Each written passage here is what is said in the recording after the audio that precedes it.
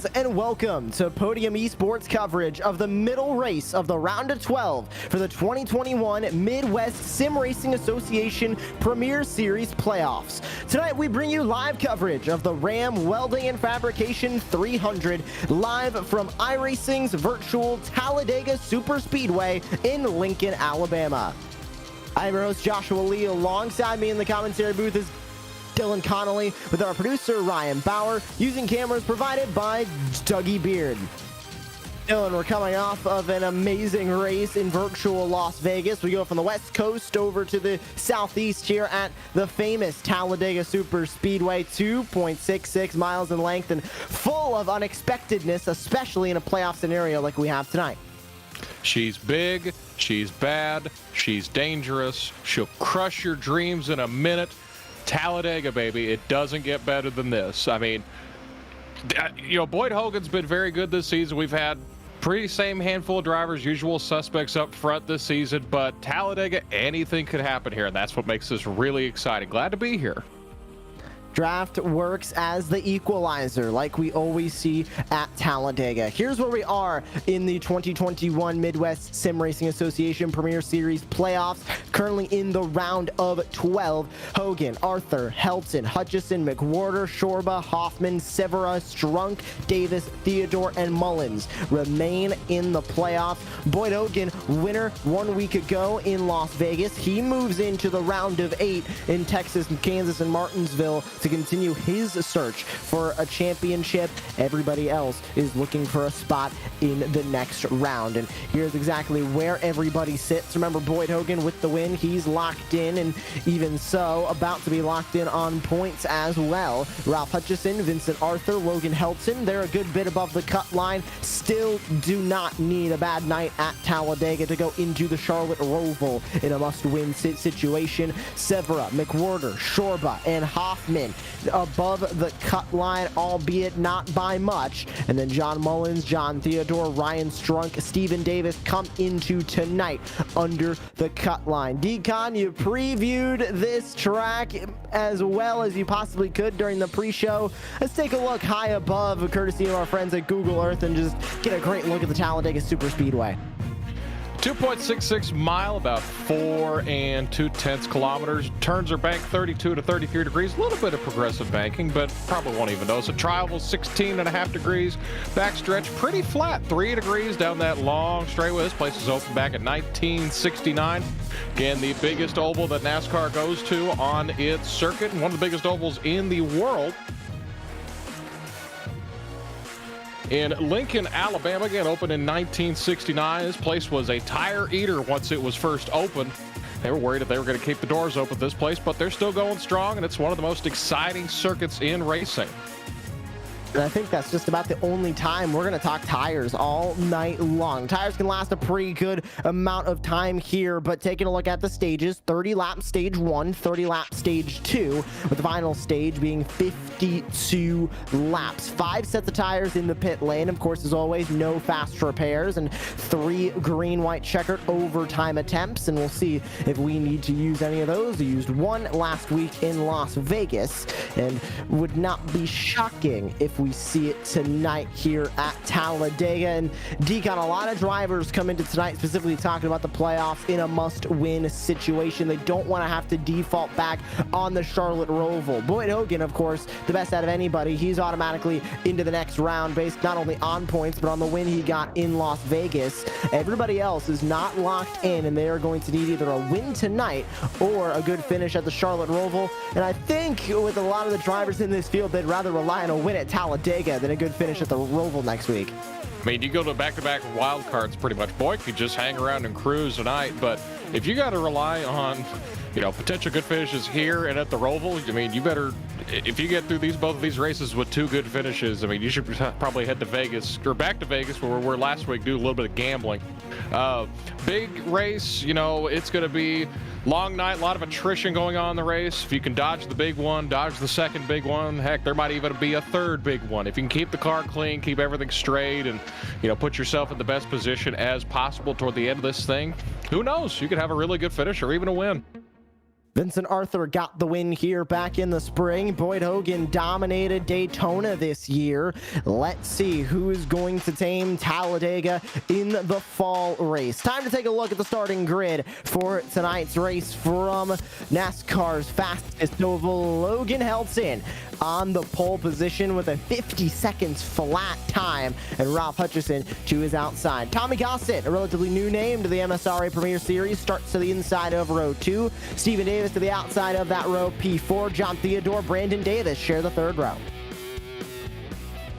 Back in row number 4, we have Wyatt Mickelson, TJ Crampton taking up row 4. Back in row 5, Vincent Arthur, Glenn Ballard. Again, all these times pretty close together. Of course, super speedway not really factor in qualifying, but nonetheless, we had row 6, Derek Whitford in the 44, and John Mullins in the 64 round out row 6.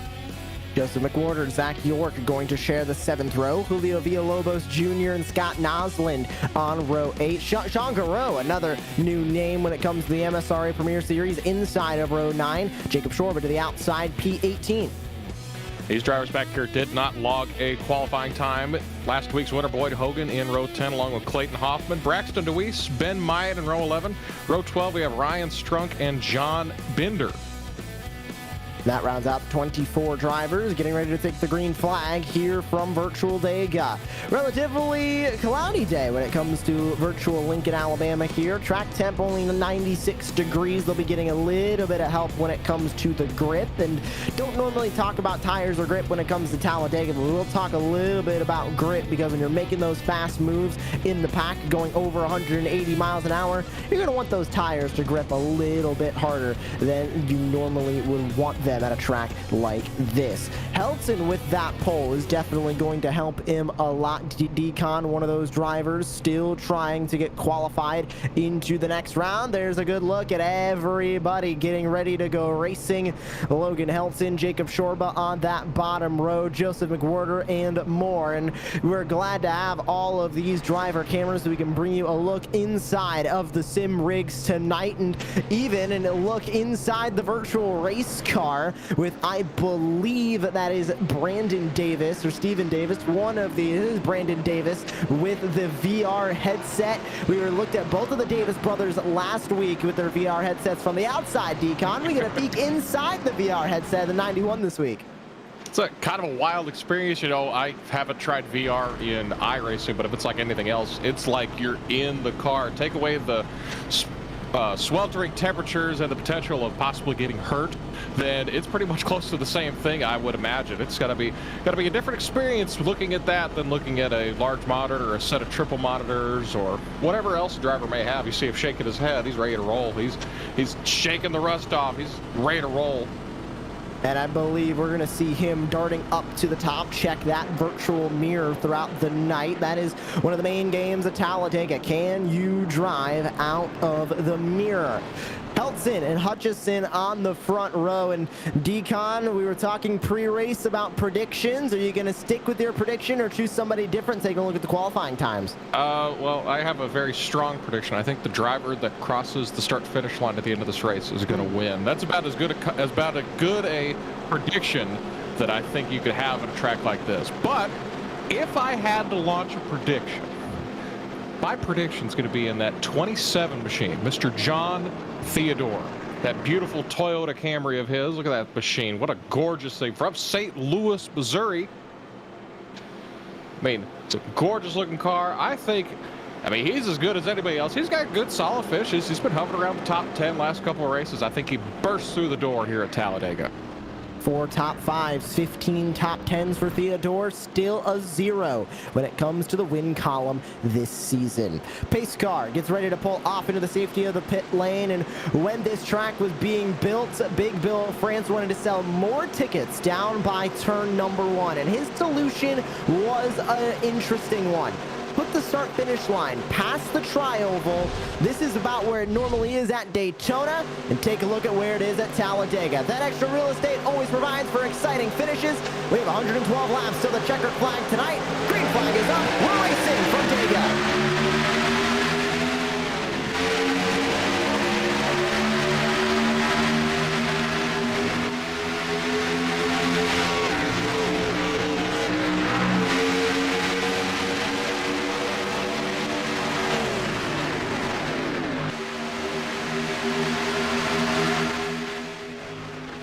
getting up to full song as they race down the back straightaway. Already some 3 wide, 1 car hopping out of line closer to the back. That's the 64 of John Mullins that is getting stuck up there.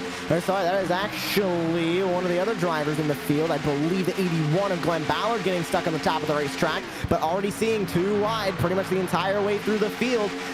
Decon, the big question with this new draft package, how long are they going to hold the 2 wide? I think, you know, they're going to want to be patient. I think they're going to run 2 wide for a decent amount of time, just let each other pull each other around the track. But at some point, I think you're going to see it go single file, because these guys are realizing the same thing the Cup guys realize, is we have a dicey move to get to the bottom. Ralph Hutchison. They're not going to want to tear their stuff up. Lap 1, lap 2, you know, even in this first or second stage, they want to get there to the end so they're able to race. They don't want to lip around a damaged race car the start of this race or even the middle part of this race. So you'll see guys, you know, run 2 by 2, a lot of give and take. I mean, it's a long race, 112 laps, just under, I believe, 300 kilometers. But you'll see, as you see the 2 podium cars up on that top line working together, you're going to see just a lot of, I think you'll see a lot of patience, realizing that this is a moderately long race. And it is quite a bit of distance, 112 laps. Definitely nothing to laugh about in terms of the lap counter. On board with Brandon Davis in the number 91. Outside line currently. A 3rd line is starting to develop. Boyd Hogan wanting to come up to the front. He's with his teammate Braxton DeWeese. You can see the Davis brothers working together. Top side with TJ Crampton and Zach York in their line. Bottom line looking to prevail just a little bit here at the start. But take a look at Logan Helton. Already wanting to take the lead back from Ralph Hutchison in the 51. He's going to step out of line, go up to the outside, side by side for a moment for the race lead. No help for the 63. Now here comes his help from the number 91 of Brandon Davis behind, and he's going to try and stay at the front of this field. There's Tommy Gossett in the 10. Smyrna, Tennessee driver inside of on the inside line, 2nd row, 3 wide, already starting to develop. 4 wide for a moment as one of the Davis brothers is getting shuffled out. Yeah, I think I saw one of the Davis brothers shove the other one out of line, so I can imagine one got a punch to the arm from the other one. But things are kind of settling down up front. You know, the first 5 or 6 cars, they're 3 wide. I believe that's Boyd Hogan up top, as they're trying to get that 3rd line going here. As you're on board with the 32 of Joseph McWhorter, started 13th, currently up to 14th. They're trying to get that 3rd line going with those Reaper machines up there here on lap 3. Drivers trying to hold it steady, and Hogan's way up by the wall leading that line. Middle line is now dissolved back to about 2 cars, being one of the Davis brothers and TJ Crampton in that middle line. That is Stephen Davis and Crampton there. Here's Zach York in the number 49, currently working the inside line, trying to move a little bit further up. Boyd Hogan is on a charge. Him and Braxton DeWeese up 9 and 10 spots respectively. They went to the bottom line for a moment. Too big of a run as the inside line checks up, and Hogan will work his way to the outside. You can see that bottom line starting to stack its way up. The middle line is now deformed, as it is only 3 drivers now up there. That is DeWeese, Hogan leading the line with Joseph McWhorter at the tail end right now. Here is your spring Talladega winner, Vincent Arthur, trying to get both Talladega wins this season, lock himself into the next round of the playoffs. He currently sits P6 as they come across the start finish. Now you saw them try to side draft the drivers to their inside. Hogan on the outside line. They're trying to side draft. It's a big race between each car, but it's a bigger battle between the air on this racetrack as well.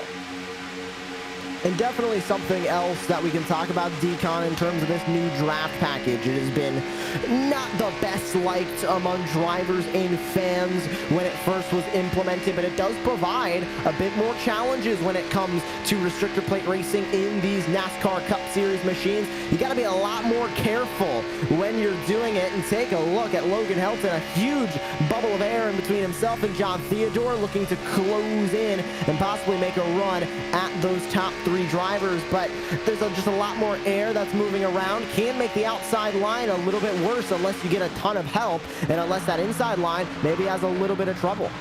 You know, it's going to have to depend on how whoever's leading that line is handling leading that line. You're going to see a lot of drivers use that air to their advantage, keep drivers at bay with the air, because unless you're able to pop that air bubble, you're not able to push like you were used to. Basically what happens is you're pushing basically a beach ball of air between you and the car in front of you. If you don't puncture that beach ball of air, you're just going to be pushing air. It's going to be pushing the car in front of you, and it creates a lot of problems when you try to pass folks, because passing is very limited when that happens. So two main packs have now formed up. You have the lead pack, which at the tail end is Julio Villalobos Jr., so 15 cars in the lead pack. Then you have a second pack from 16th on back to about 23rd.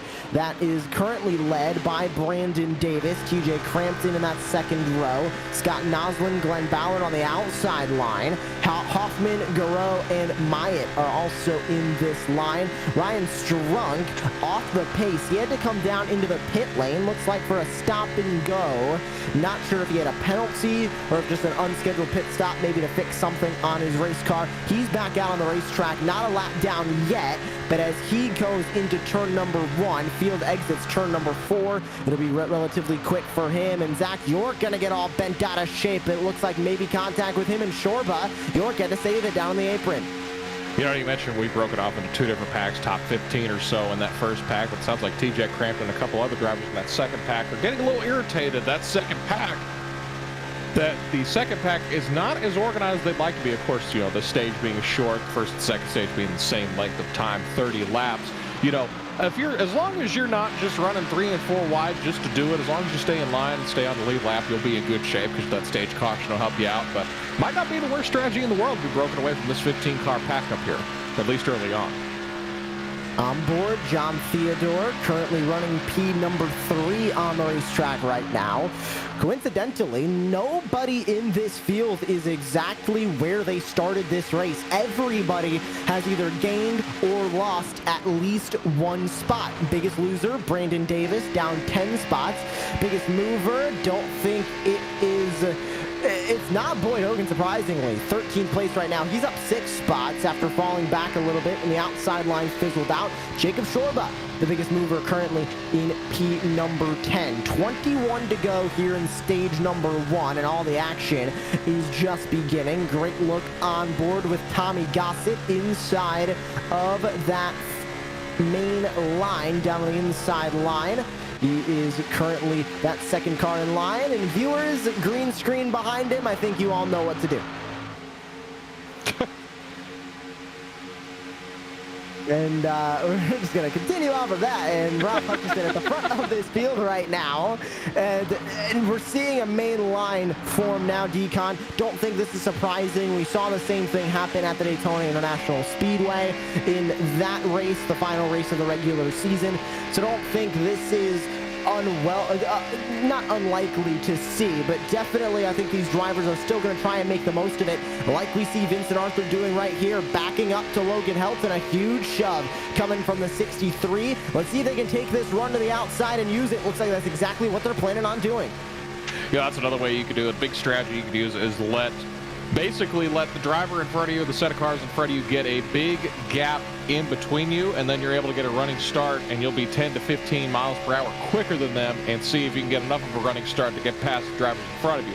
That's what you see a lot in the Cup Series. Now, it's not exactly like the package that's in the real-life Cup Series, but it's pretty close, because you'll see a lot of big runs. You'll see it tomorrow in the Cup race. You saw it at Daytona and Talladega. You know, a lot of single-file racing. Moderately hard to pass, not like it was, you know, in the past, but you'll see a lot of big runs happening, guys lining stuff up, taking a couple laps to set up some passes.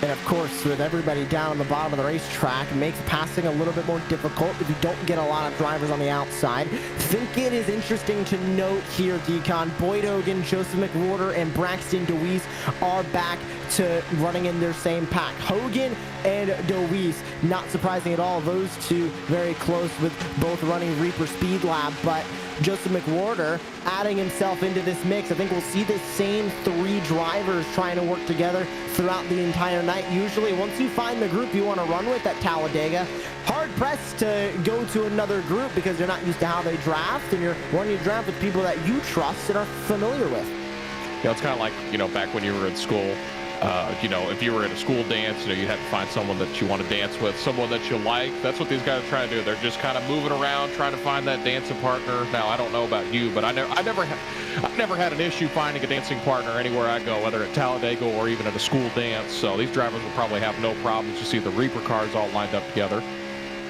They're all on the outside line right now. Pretty good run as well, but it's going to fizzle out just a little bit. They are only barely at the tail end of this line. They're going to need more drivers up on that outside line if they want to make something work up there. But Helton's still trying to work. And remember, we saw that move that Arthur made, backing himself up to Helton, and then they pushed on by. They did make progress. They were able to get by one car, the 94 of Wyatt Mickelson, by going up to the outside. So it does work. They can make that work.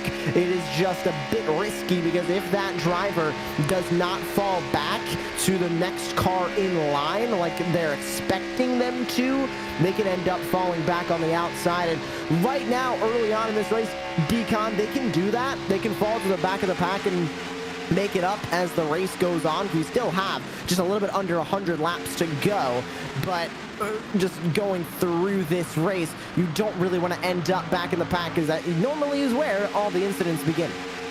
Yeah, I mean, there's not really a perfect place where you could dodge everything here at Talladega. You know, we've seen people get wrecked as the first car in line, as the 20th car in line, even last place and everywhere in between. So it's a little bit of luck. As you see Ryan Strunk getting lapped. I believe he had some issues at the early part of the race. As long as you're not one car that just loses the draft, or, you know, even if you have 2 or 3 cars, as long as you stay lined up, you're going to see guys.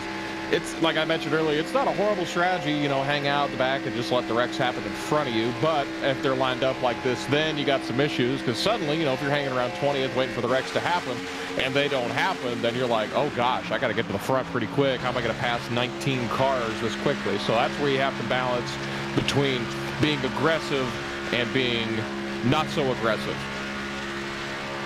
Another great look on board of Jonathan Theodore, relatively unchanged at the front, but take a look at the drivers coming from the outside line. Hogan leads it. It's McWhorter, DeWeese, Shorba, Brandon Davis, who now pulls to the bottom line. TJ Crampton out the tail end of this group, and they are moving. Take a look at Boyd Hogan trying to get back up to the front of this pack. Unfortunately, it looks like right here, Decon, they're going to stall out because everybody has now moved down back to the bottom line. After they were able to gain some spots back, they moved right back down. The only organized drivers in this outside line so far tonight have been the 3 drivers who have been trying it: Boyd Hogan, Joseph McWhorter, and Braxton DeWeese. Here comes Crampton back up to the outside. More drivers joining him in Clayton Hoffman and Ryan Strunk at the tail end of the field, who is 1 lap down, by the way. And we are now officially over halfway done with the first stage. No signs of them calming down at the front just yet. No, it looks like they're getting a little bit racy as both packs have now caught up, as we have a full 23-car pack up front here. As you see, the 24 of Vincent Arthur moving to the high side. Looks like he's going to have a little bit of a push from, I believe, Logan Helton as they go to the outside, trying to fight. He got loose, but he saved it. Oh, and he slammed. Oh, we got a big wreck. Oh, they saved it. Oh, wow. What a save. Caution flag gets called. And it looks to me like nobody got any huge damage from that. Just a huge door slam onto one of the drivers. Oh, they're wrecking under caution. One driver goes around middle of turn number 1. I believe that was the 94, Wyatt Mickelson, involved in that one. That was the incident in turn number 1. It looks like Vincent Arthur caused the incident off of turn 4. We'll take a look at a replay here. Oh, Helton got him loose, very loose. Who did he slam into? Oh, John Mullins with a huge door slam. And then he came back up on the racetrack. I believe the 94 had to go through the grass. Somebody had to go through the grass in the infield. And that led to, I believe, the incident in turn 1. Here's the door slam for Mullins. I don't know how he kept that car going straight. Oh, he tagged 24 as well. That's who went through the infield. Sorry, Decon. Oh, you're good. Derek Whitford driving through the grass, doing some landscaping, but for the most part, it seems like, you know, everybody was moderately okay. You know, those 2 guys that met in the middle and door slammed each other, you know, every little bit of damage hurts your car in a certain way. There's no perfect way to get your car perfectly fixed because the air is so important here. Aero is really important at a track like this where it's nothing but draft. If you're on board with the 91 of Brandon Davis, he had to do some evasive maneuvers, but he was able to slide on through. So first caution of the night. Is this going to prompt drivers down pit lane? Oh, got turned coming into the first corner there. And I believe, yeah, no, had internet issues after that as well. I thought he did the traditional iRacing Alt F4, but it doesn't look like he did. So he avoided the incident, albeit barely. They were tagging each other back from there. And then internet troubles for Mickelson. Did he maybe come back into the server at a wrong time? What on earth happened here? I believe, yes, he did. Just came back into the server at the wrong time. I mean, that's just horrible luck. I couldn't see who ran over him, but, you know, he was running just fine. As you're on board with the 48, or excuse me, the 49 of Zach York, out of nowhere, car just pops up in the middle of it. It's like when you're driving down the back roads, you see a deer pop out in front of you. There's nothing you can do there other than just hope and pray it didn't damage the car too much. So first caution, and we had a handful of drivers coming to the pit lane. Tommy Gossett, the first of those drivers. Braxton DeWeese, Boyd Hogan, John Binder, Shorba, McWhorter, Crampton, Ballard, and drivers that got damage off of that one. Arthur, Mickelson, Mullins is in as well. It looks like Mullins might have went to the garage area, and Ben Myatt in as well. Ryan Strunk, luckily, will get his lap back here, so... Back onto the lead lap goes Ryan Strunk. Ralph Hutchison is your current race leader. John Theodore, Zach York, Derek Whitford, and Logan Helton. Now your top 5. So we'll be going back to racing here, Decon, with, I believe, about 10 to go, maybe 9 to go when we go back racing for the end of stage number 1. This is only going to get even more intense, especially for those playoff drivers who need those stage points. Absolutely. You know, every point, every position matters. You don't want to be 1 point sitting out after this round or any round and wonder, wow, where could I have got that extra spot or that one extra position? You got to leave it all on the line. As we welcome into the booth, we're welcoming in John Theodore. John, what are you seeing out there? We're kind of running along single file. Some folks are trying to make some moves. I'm just trying to keep this thing up front. After last week, I'm trying to just hoard as many points as I can, gather up those points. You know, you're not really trying to be aggressive. You know, you're content at the moment to be in second place right now as you're having a very good run right now. You're my pick, by the way. I don't know if that's bad luck or not. But what's the strategy here in this first stage and maybe even at the second stage? Are you just kind of just relaxing, chilling there where you're at, or you want to make some stuff happen, stay as close to the front as you can, or what's going on? I always have a hard time relaxing at Talladega just because, you know, the slightest little wrong bump, little bit of net code, so many things that are out of your control that you gotta be on your toes and ready for. It's kind of like highway driving in that it can go really calm for a long time and it kind of lull you into a false sense of security, but and then things just pop off. So like I always have trouble relaxing in these tracks. I'm always tense, especially at Talladega, even more so than Daytona. But yeah, I mean, right now we're starting on the outside of the front row, so it's good to get the NET logo up front.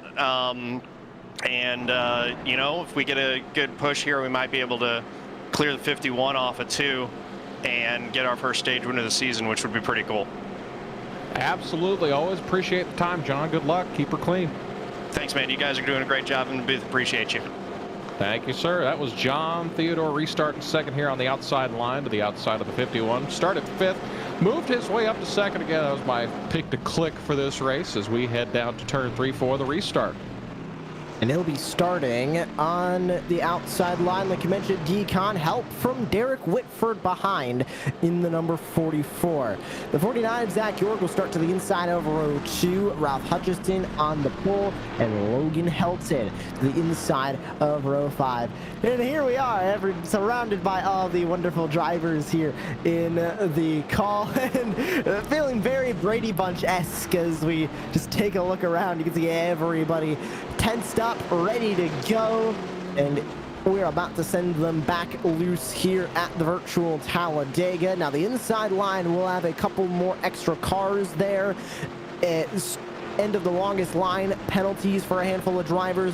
Of course, the drivers that pitted when the pit lane was not open to get damage fixed will have that penalty.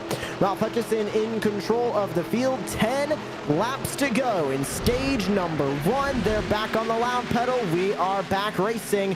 A little bit of a checkup on the inside line as Logan Helton tries to get going from the inside of that third row. And now everybody's going to try and squeeze in a line. John Theodore barely getting in, but he will get into line in P4. Derek Whitford in P5, letting him in as they roar down the back. You know, it really didn't look like Theodore got a bad restart there. It just looks like the inside line was just on top of it when that green flag came out. They probably were talking in all comms. We have a checkup at the back. One of the podium cars got sent below the yellow line. I believe that was the 92. That got shoved below the yellow line. A lot of exciting action going back. It looked like someone tried to clear themselves, but they obviously weren't clear, but no harm, no foul. Back to the front straightaway. Still swapping positions in the back of this field, but we have a main line starting to develop at the front that is pulling away. Clayton Hoffman with a little bit of a run. He's going to take it to the outside. And look at Jacob Shorba. He's back in the pack right now, P17, but running with teammates, trying to work his way back up towards the front. 3 Great Lakes Motorsports drivers are lined up in Scott Noslin, Jacob Shorba, and Vincent Arthur. Let's see what these Great Lakes guys can do as they try and work their way back up to the front. They are currently 16th, 17th, and 18th. The line of Boyd Hogan, Braxton DeWeese, Joseph McWhorter right in front of them, 13th, 14th, and 15th, as both of the lines now turn into one long line on the bottom of the racetrack as Ralph Hutchison will lead them back to the line. And Zach York in second. There's a run to the outside. It looks like starting the run is Glenn Ballard and Hogan, DeWeese, McWhorter all in tow. Take a look at TJ Crampton there. He's cool, calm, and collected, it looks like, piloting that 61. As you're going to see a lot of drivers, you know, it seems like all the teams are kind of sticking together. You know, they're kind of all in the same spot, just biding their time, kind of have the same strategy. But once it gets down to the nitty-gritty, to the end of these stages, and especially the end of this race at about 80 laps or so, then you're going to see that go out the window. For your friends or where you're going to make them, as you see the line up against the wall making a run, 4 or 5 cars making that run, getting that third line going, led by Boyd Hogan as they head through the tri-oval. 3 wide. Logan Helton gets shuffled out. He goes to lead the middle line that only consists of 3 drivers now. Make it 2 as Ballard pulls back into line. Huge line starting to form on the outside, led by Tommy Gossett. It's Hogan, DeWeese, McWhorter, and Crampton on the outside line. Middle line is Brandon Davis giving a bit of a push to Logan Helton. They're not going to last for too much longer as we see a little bit of 4 wide. They're trying to lose Tommy Gossett. They'll go back to 3 as Helton and Davis pull down to the bottom line. That puts Hogan, DeWeese, McWhorter, and Crampton to the middle line. That is now the outside. There's Tommy Gossett from 0 to 0 back to P19 trying to hold on to the draft. Well, business is picking up, isn't it, Josh? A lot of action going on, you know, back 2/3 of the field, but up front, they're single files. They're 2, 3, and even 4 wide back there in the back of the pack. They're trying to get into that top 10, get those stage points here as the stage end is coming up here shortly. You know, I think everybody, you know, close to 8th through 10, you know, 8th on up are pretty content with where they're at now. They're getting those stage points. You might see them try to steal an extra spot or 2 coming through the tri-over on that last lap of the stage, but right now it's getting real dicey back there past 10th. 6 out of the top 10 are playoff drivers. Everybody else, the other 4, York, Whitford, Villalobos Jr., and Nosland, are not in the playoffs. So more playoff drivers will try and get themselves up into those spots in the top 10 to get the stage points. Most notably, outside of the top 10 right now, how about Logan Helton? How about Joseph McWhorter? 2 drivers who are currently above the cut line on points. Need more of those if they want to secure their spot at the end of this race or have a better time at Charlotte Roval to where they don't have as much pressure on them heading into the elimination race of the round of 12. You're on board with Hogan into a line with the same drivers he's been with. Now here comes Logan Helton to move up to the top of the racetrack. Helton with a huge run, trying to take it, running the outside line. You're on board with Helton through 3 and 4. He's going to go even with Jacob Shorba. Peeks his nose into the top 10. Is he going to get shuffled out? Hogan's going to leave him out to dry through the middle. You took a look there. He was really close to that inside line. He's trying to make that side draft work, but with the help of Boyd Hogan left him out to dry as they get closer and closer to the end of this stage. Again, things getting even more dicey out in the back, but still single file up front. The line of Hogan, DeWeese, McWhorter, and you can add Crampton to that list.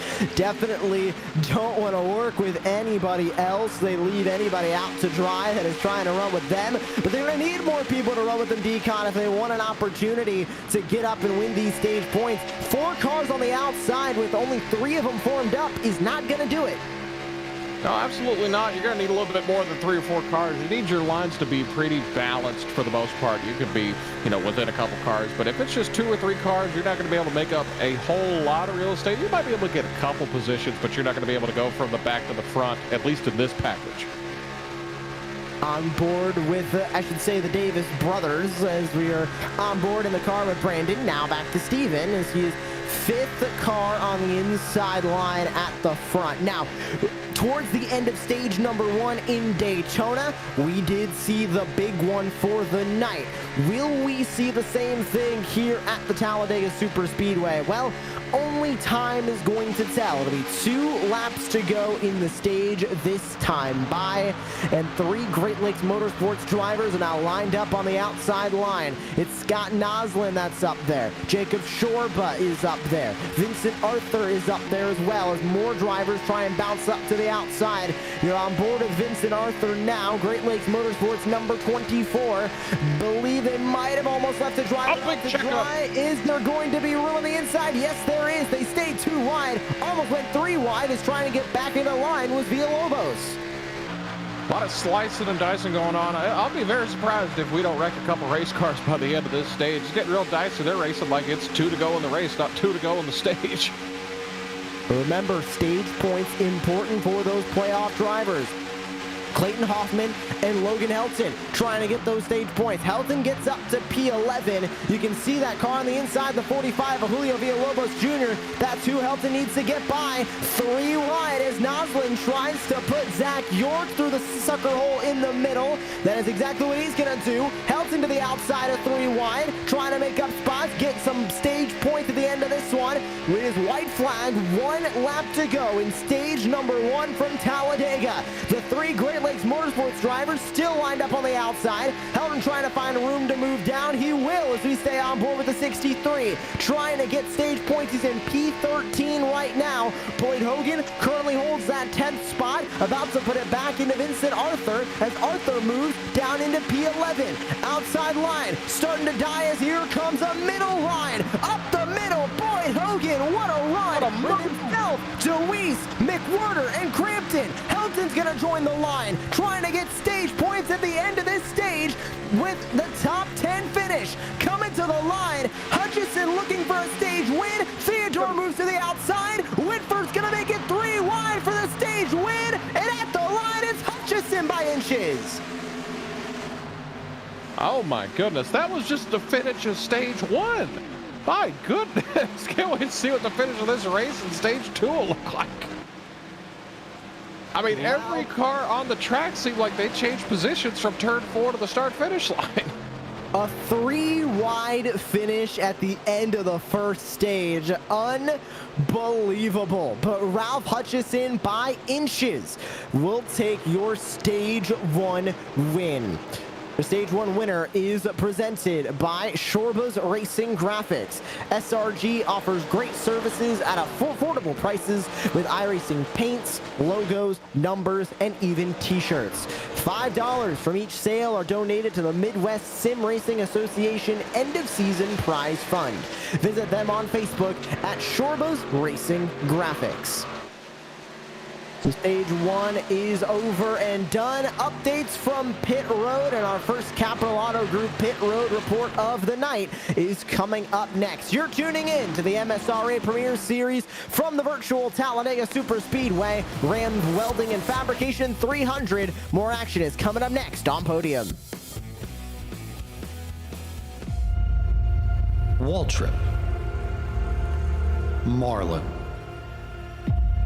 Petty, Earnhardt. These are just a few of the greats to add their names into the Nashville Fairgrounds Speedway record books. Who adds their name this time around?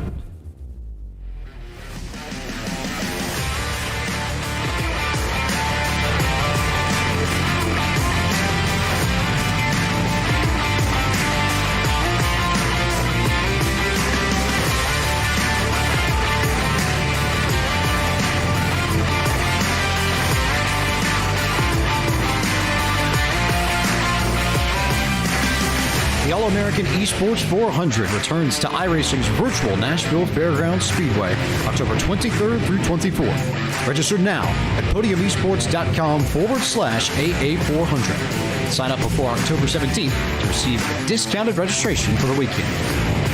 Write your name in history at the All-American Esports 400.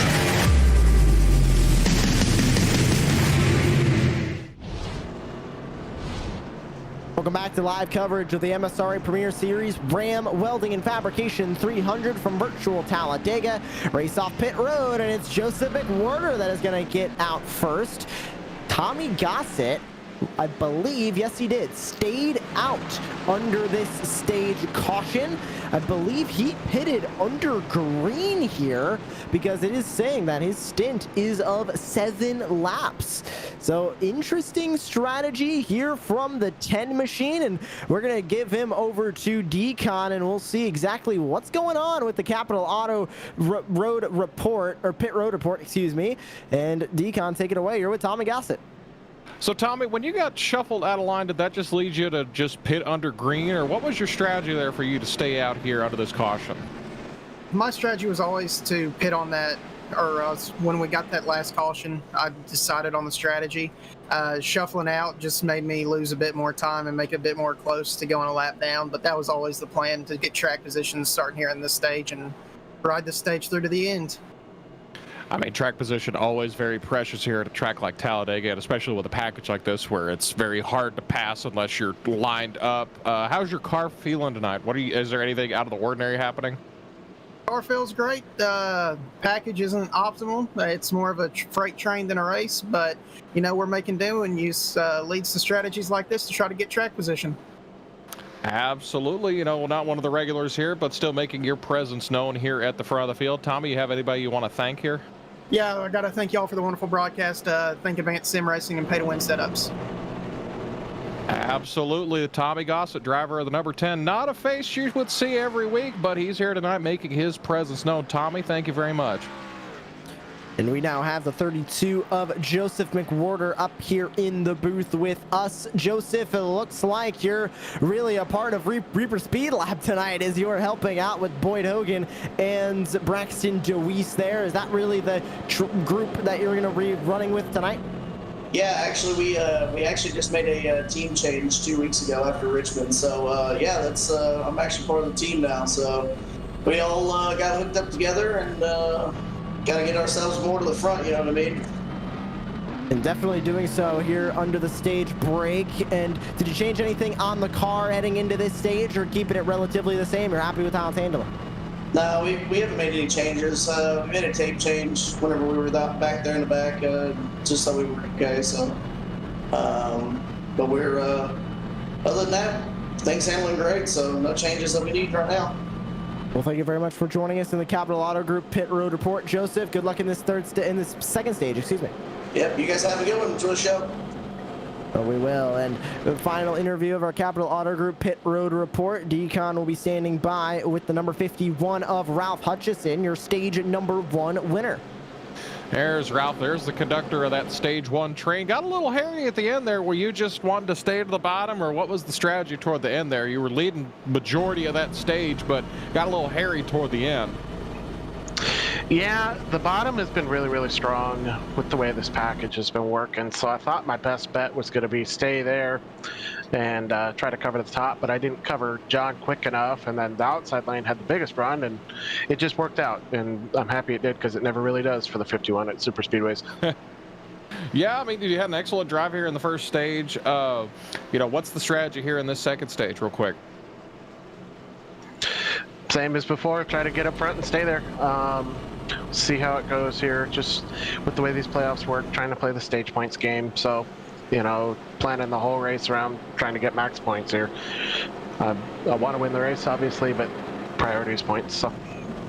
Absolutely, every precious playoff point. Ralph, thank you very much for the time. Good luck the rest of the way. Thank you, sir.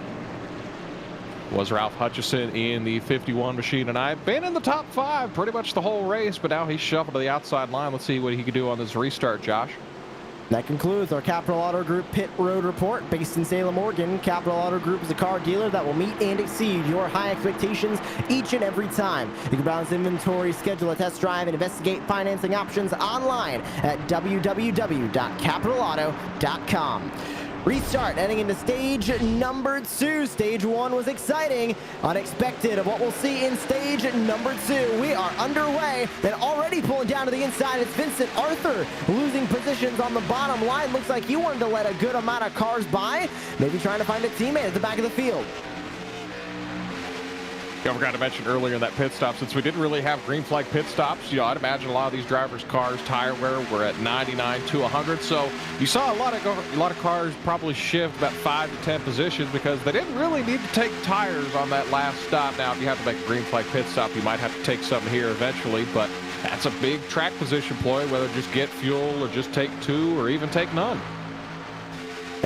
Probably a majority of those drivers either taking 2 tires or no tires, but when you fill up a cup car with 2 cans of Sunoco fuel, it takes about the same amount of time to put 4 tires on it. So a lot of drivers will just put 4 tires on for the heck of it, but we will not see tire wear be a factor at all tonight, as we see a bit of a shake-up in the front of this field. 2 distinct lines starting to form. Inside line leader is Tommy Gossett, Joseph McWhorter leads the outside line. Hutchison trying to help McWhorter back up here to the front. You're on board with Logan Helton. Bottom line, 4th row in the middle of everything. What I'm noticing in a lot of these cars is they have a little bit of rear end damage. Guys getting a little impatient, it looks like, or they're just wearing out the rear bumper of a lot of these cars. Logan Helton, looks like he's in a hornet's nest right now. They're going 2 wide, even 3 wide, closer to the back there. It got racing toward the end of that first stage, so it looks like it's starting to continue here a little bit in the second stage with a big run on the outside line.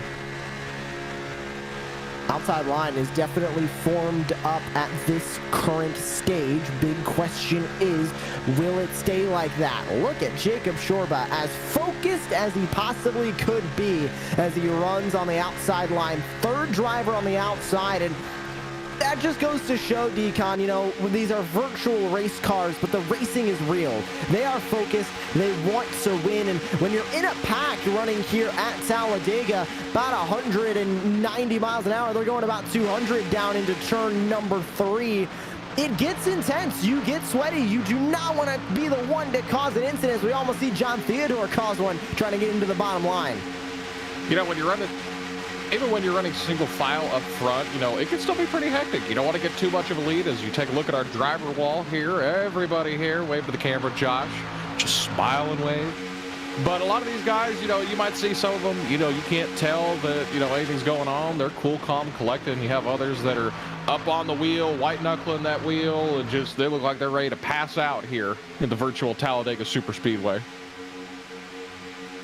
It gets intense, especially towards the end of these stages, or towards the end of the race. You're on board with Tommy Gossett, currently running inside line, third row, as Hutchison gives a bit of a shove to Joseph McWhorter at the front of the field, and Gossett keeping that track position that he talked about as being important to him, Decon. And I don't disagree with him, but we have seen tonight, even with this package and it preferring a long draft train on the inside line, described as a freight train, I think Boyd Hogan, Braxton DeWeese, and the group has really shown that you can make the outside line work, and we saw a 3-wide finish coming to the end of stage number 1. They can still use those outer lanes. It just takes maybe a couple more cars or maybe a bigger run than it used to. You know, a lot of it's just big planning on their part. You know, it's not one of those. It used to be, you know, a lot of with the older packages, we have a car going below the yellow line, look like they're just going to the back. But, you know, it used to be you could make a decision, come to the white flag and say, oh, I'm sitting in 8th place. Oh, I might want to go to the front here. But now with this, you have to plan your way a couple laps in advance, like, all right, when am I going to go? When am I going to make this move? What do I need to do? And when do I need to do it? As you're on board with Vincent Arthur as he makes his way to the top. Looks like he's going to join this high line of cars and try to see what can happen up there. So the drivers in that first stage that are in the playoffs that got stage points is Boyd Hogan, who now is back up to the lead after a huge run that he got to move his way back up to the front. Also grabbing stage points was Ralph Hutchison, of course, winning the stage. Logan Helton ended up grabbing 1 point with the 10th place. McWhorter with not gaining 2 points in the 9th place. Hoffman 4 points, Theodore 8 points, and Davis 7 points. So those are the playoff drivers who earned stage number 1 points. And out of those drivers, if we add 10 to Ralph Hutchison's pre-race total of 3078, we get 3088, which I believe, as he currently stands now, depending on what happens at the cut line at the end of this race, he is looking to clinch his spot based on points into the next round of the playoffs. So that just goes to show, Decon, how important these stage points are, why they were all racing for those stage points at the end of that one. Oh, absolutely. I mean, if you go to a track like this and you're able to lock up your playoff position for the next round before you even get to the next race and you haven't even had to win a race, then you're going to be in a good position. You're going to sleep pretty easily as you head to the Roval. Through the tri-oval they go, and as they come across the start-finish line, would like to remind you that Ram Welding and Fabrication is a big supporter of the MSRA Premier Series. They are a veteran-owned company specializing in mobile welding and small fabrication. They're focused on delivering customers amazing work, great customer service, and all at a fair price. To learn more about Ram Welding and Fabrication, you can visit their page on Facebook for all of your welding and fabrication needs.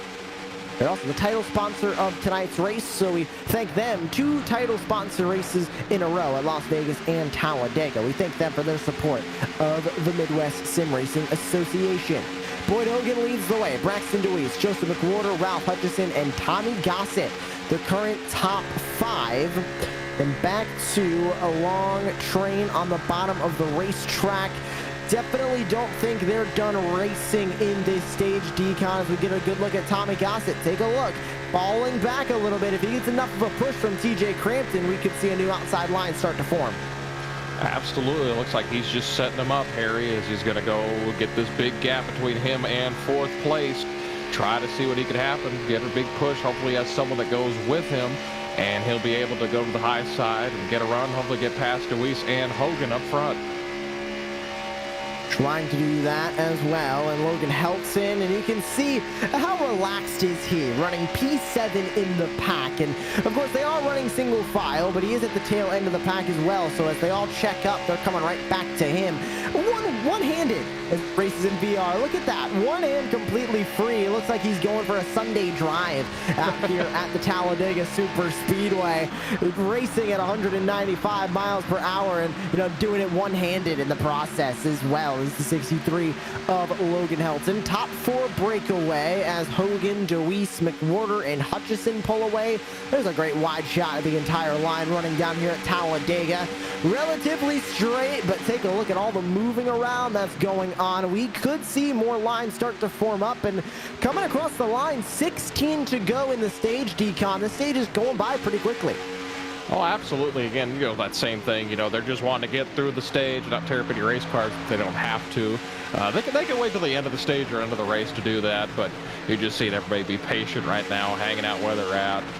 Boy Hogan's content being up there, and I think everybody's content for their position for now, of course, as they head down to turn 1. Watching Logan Helton earlier drive with one hand, just looked cool, calm, collected. Gave a big Dale Jr. vibe. Dale Jr. used to stream iRacing during the pandemic last year. He hadn't as much because, he's been a little busy, running his NASCAR team and working in TV and all that good stuff. But I remember he'd be racing people 3 wide and just having a blast out there, racing people hard, just destroying everybody in the field, by a couple seconds. He'd just be running, one hand on the steering wheel, just chilling. And it gave me big Dale Jr. vibes watching Logan Helton.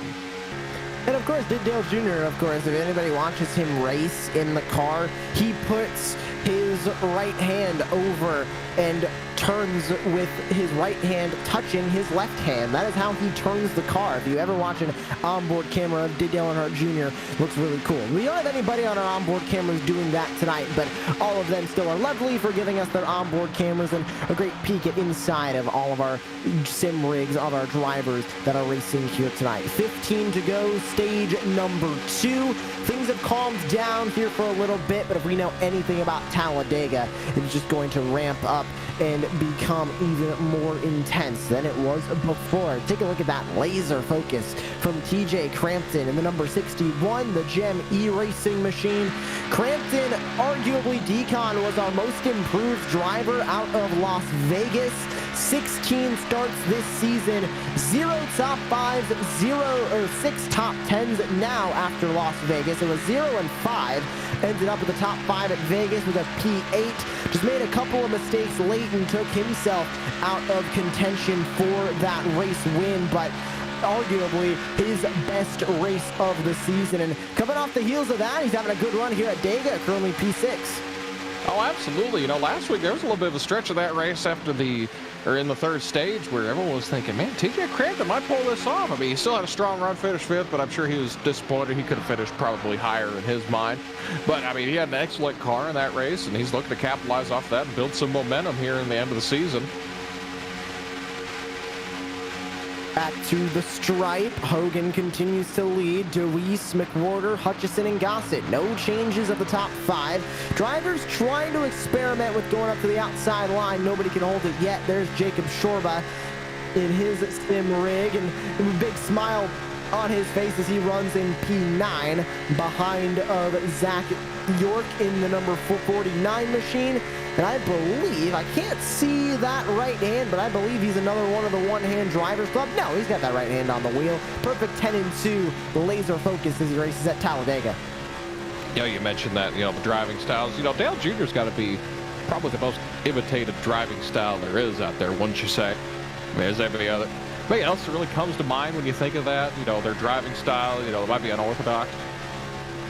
I don't believe so. I definitely think Dale Earnhardt Jr. is in a realm of his own when it comes to the driving style. Actually, I just over to the left side. I just thought of another one. eNASCAR Coca-Cola iRacing Series driver Brian Schoenberg. He's basically got his head through the wheel when he's wheeling that thing in the Coke Series, and has for the last couple of years. That's one that's another driver really entertaining to watch. You take a look at Joseph McWhorter in VR. He's pretty cool. He's just sitting back. Looks like he's relaxed with that VR headset. Got the big Sunoco sticker in the background. That's a good looking sticker up there.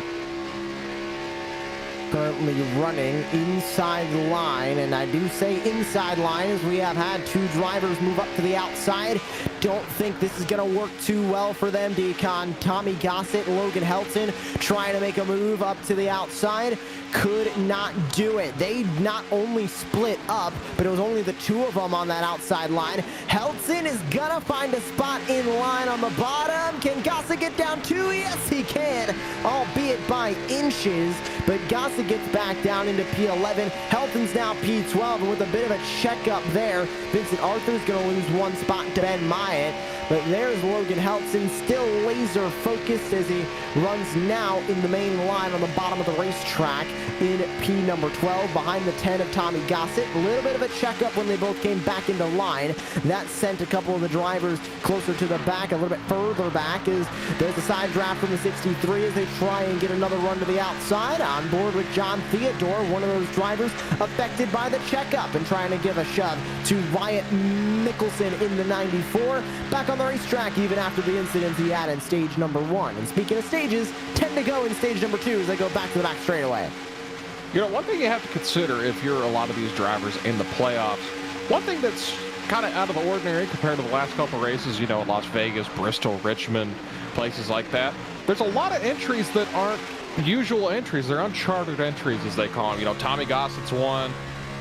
Scott Naslin's another one. There's a few others spread around the field, but you got to wonder if, you know, those guys are getting any messages from some of these playoff drivers say, hey, help me out here. I'll see what I can do to help you get a good finish too. Or if there's anything I can help you with down the road, you know, just seeing if, just trying to make friends out there just to see what can happen here at the end of this race. Friends at Talladega can be important, especially for something that you just mentioned there, Decon. Playoff drivers trying to get as many playoff points as they possibly can, and stage points and points at the finish as well. They're going to be looking for anybody possible to give them a shove here at Talladega. You're on board with Zach York, 6th car in this main line currently, and Crampton in the 5th spot. And Zach York looking like, well, he's not upside down. I can't say it looks like he's racing in Australia, but it is sideways. He is racing facing downwards there after his camera did fall, and it did not reorient exactly how we would have liked it to, but definitely an interesting way to race there, Decon. I mean, you know, it's an interesting perspective. It looks like it's all downhill for him, but I mean, an interesting perspective. Hopefully he's not actually driving like that. He's not looking straight down. It'd be a pretty cool motion simulator if he did, but interesting look there for him. That would be some insane elevation change if his motion sim is facing straight down. And Shorba's still running inside line in the main line, P7 on the racetrack right now.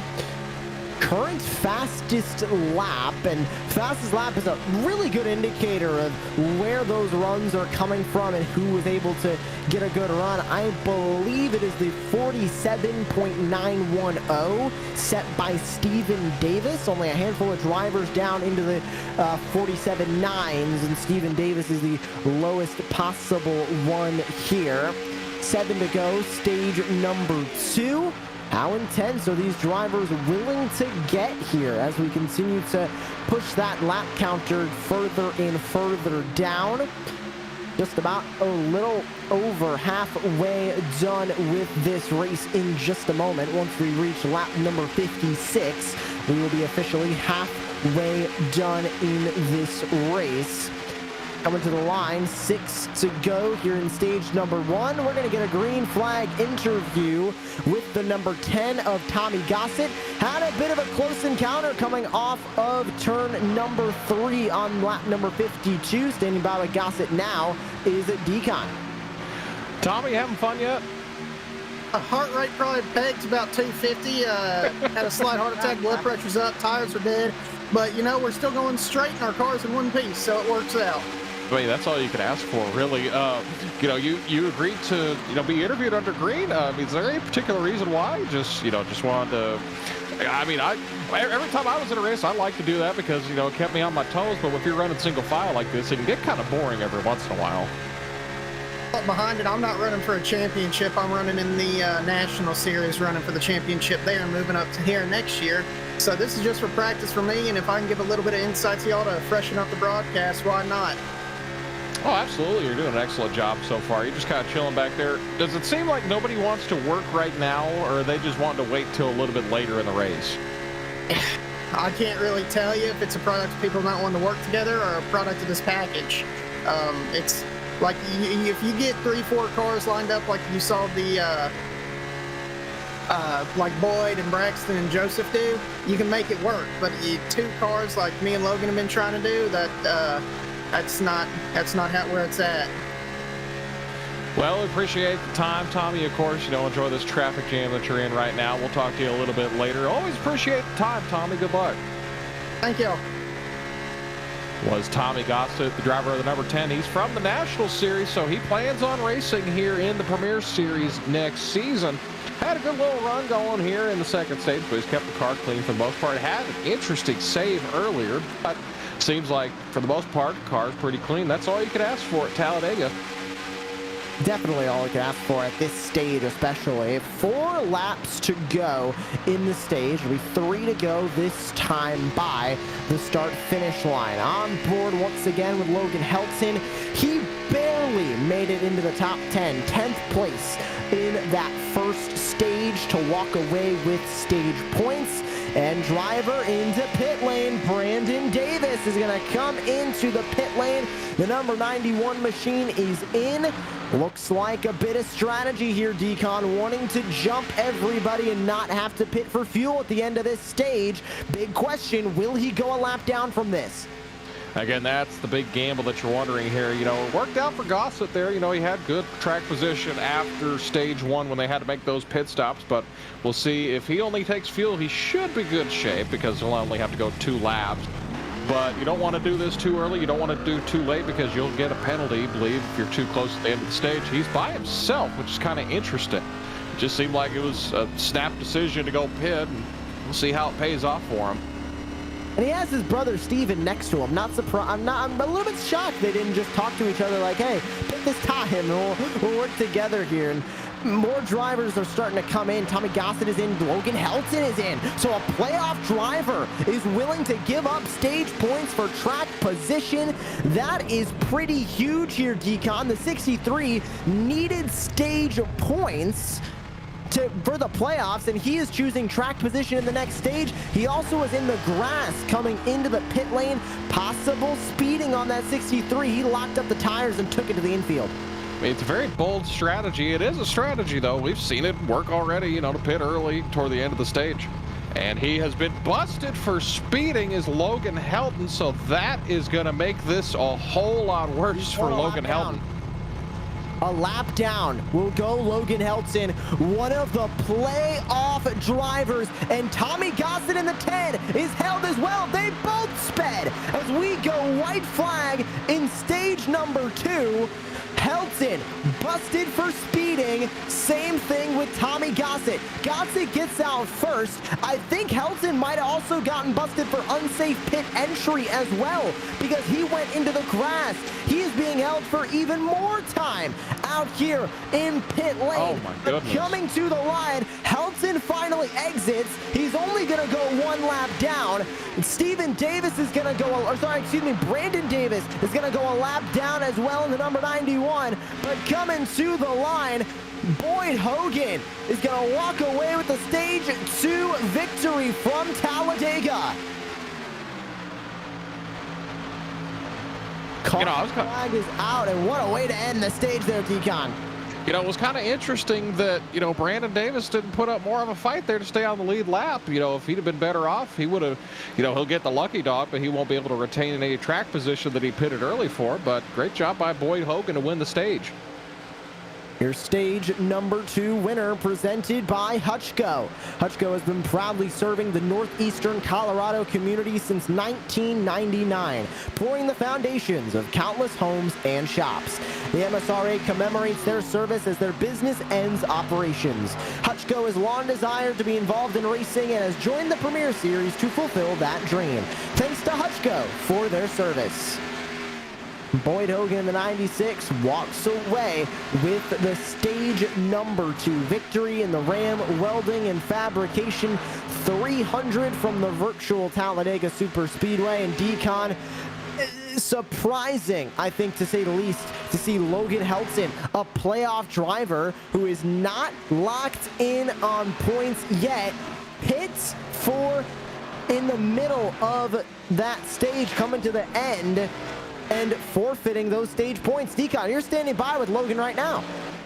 Logan, was the strategy there to just short pit and hope for track position? Of course, obviously it did not end up your way, but was that what the strategy was?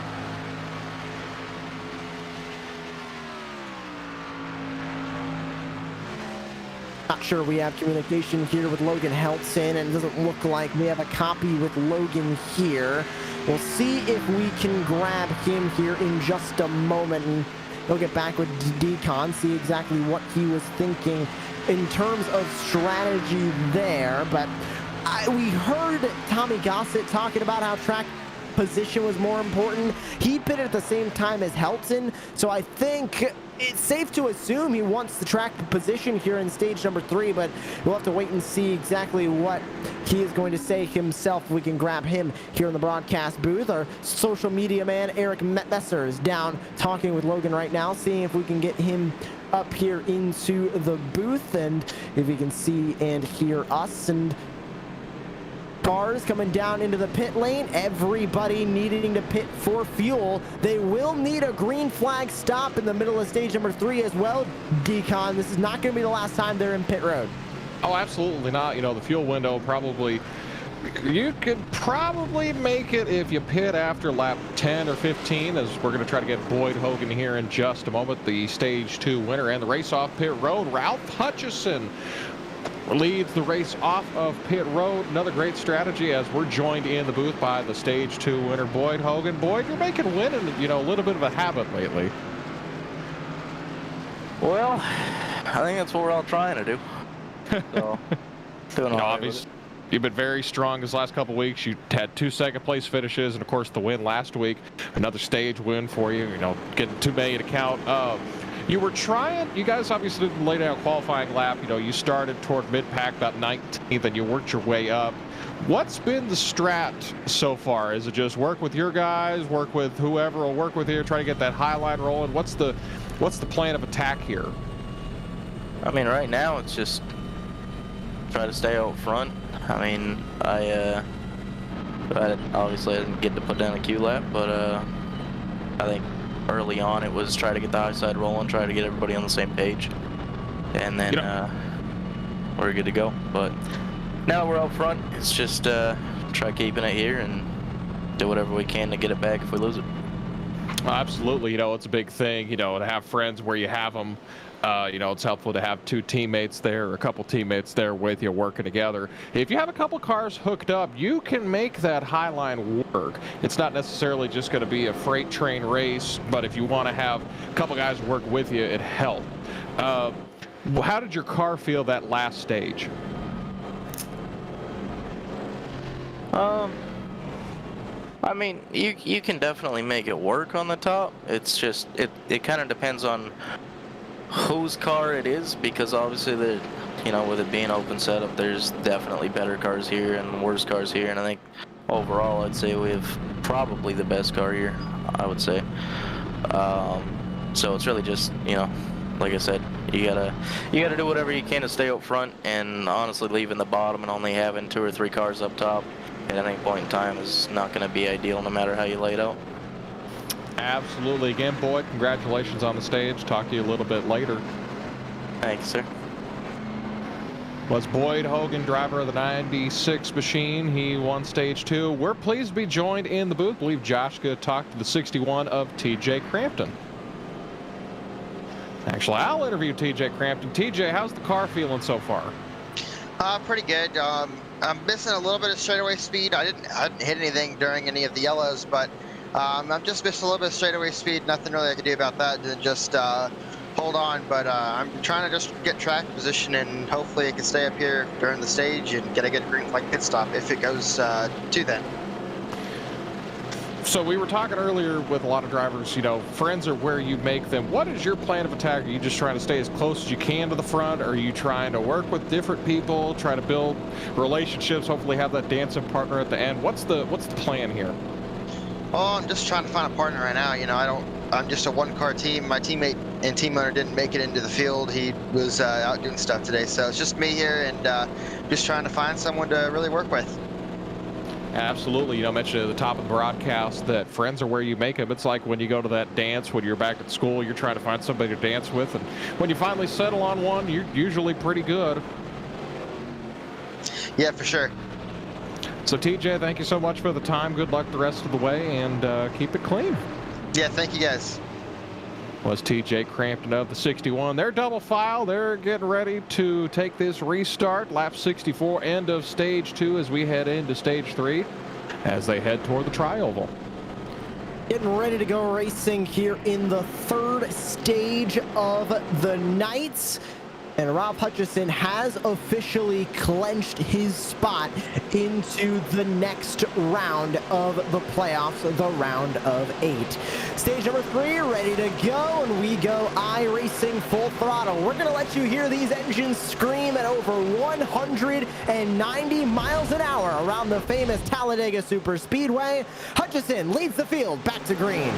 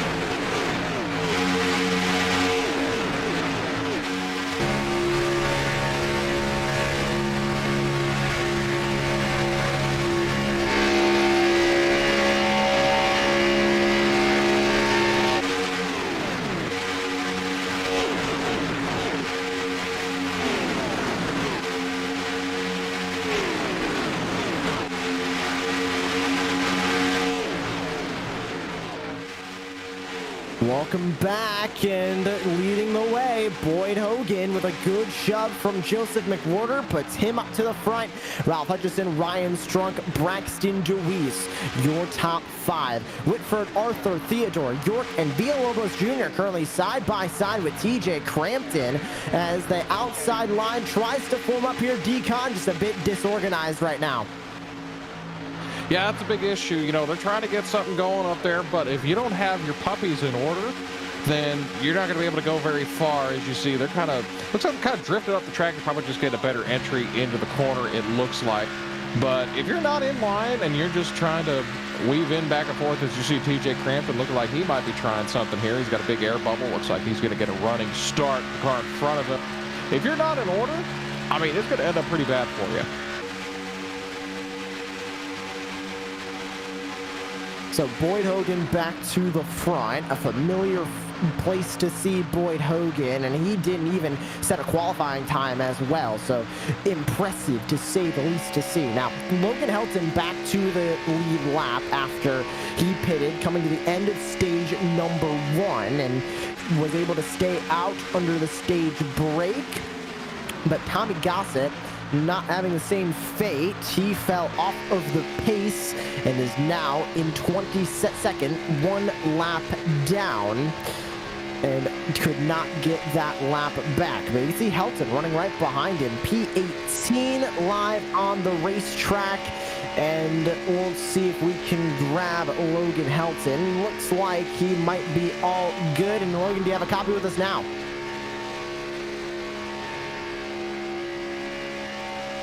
Looks like still having issues grabbing Logan Helton. Do you have a copy with us?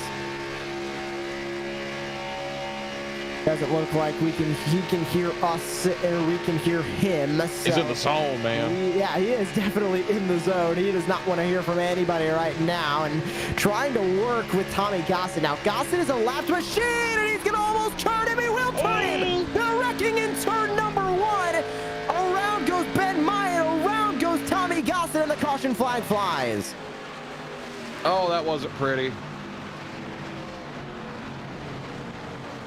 A little bit too much of a shove there, Decon, and it looks like Helton might have just put Tommy Gossett into the wall. It was a hard push going into turn number 1, and the 10 just looked like it got his rear tires up into the air, and he just completely lost it heading into turn 1. Certainly looked like that. As we'll take a look at the replay, it looked like Helton in tow with Gossett. They're trying to get that second line going. Just didn't hit him square, hit him weird, and who got the worst of that? Took a vicious hit into the wall. Looked like Noah Cragson in the Xfinity race today. It was very hard to lick for the 20 car. He got the worst of it. Just an innocent bystander as you're on board with the 20. Let's take a look at this on board. Luckily, it's virtual and not real, and my goodness. Hey, Logan Helton didn't get any help out of that either. No, not at all. Helton ended up with some damage, and that is going to affect the 63. You're on board with him now. Just as we saw when the wreck was starting, it just looked like Gossett got a little bit up out of the groove. Helton trying to correct, and then just couldn't correct quick enough and just hit him at the wrong angle. Hit him not once, but twice. There's the hook from Myatt. There's the hard hit from Myatt right into the line of Helton. Now, luckily, sort of went over Logan Helton, so he didn't get as much damage as it would have been a head-on collision, but you can see still damage to the front end. If he has a hole punched in that radiator, Decon, that is going to severely hurt the engine temperatures of Logan Helton and possibly end up causing him to have some overheating issues, which is going to be not good running in the pack here. No, absolutely not. If you're going to be anywhere but out front or just out by yourself, you want to make sure you have good airflow to that grill, because you're going to need every single degree. As you see, a couple cars staying out here on this pit stop here. Looks like Boyd Hogan, top 5, stayed out. Everybody else behind them pitted. Everybody else coming in, and Hogan, McWhorter, Hutchison, DeWeese, Whitford all staying out. Looks like John Binder also staying out on the racetrack. John Theodore, first car into the pit lane. Now that'll be Logan Helton as he has the top pit box. Who's going to come out first? Villalobos is out first. TJ Crampton comes out. There's John Theodore. And it looks like majority of the field going fuel only. Now the fuel window, you can sort of play with the fuel window a little bit here, Decon, because you're sort of in and out of the throttle, but with 32 to 35 laps on the fuel window, it's looking like they're going to be relatively close when it comes to fuel here. You know, a couple easy ways you could save fuel is you see Boyd Hogan, looks like he's very slow on the pace lap.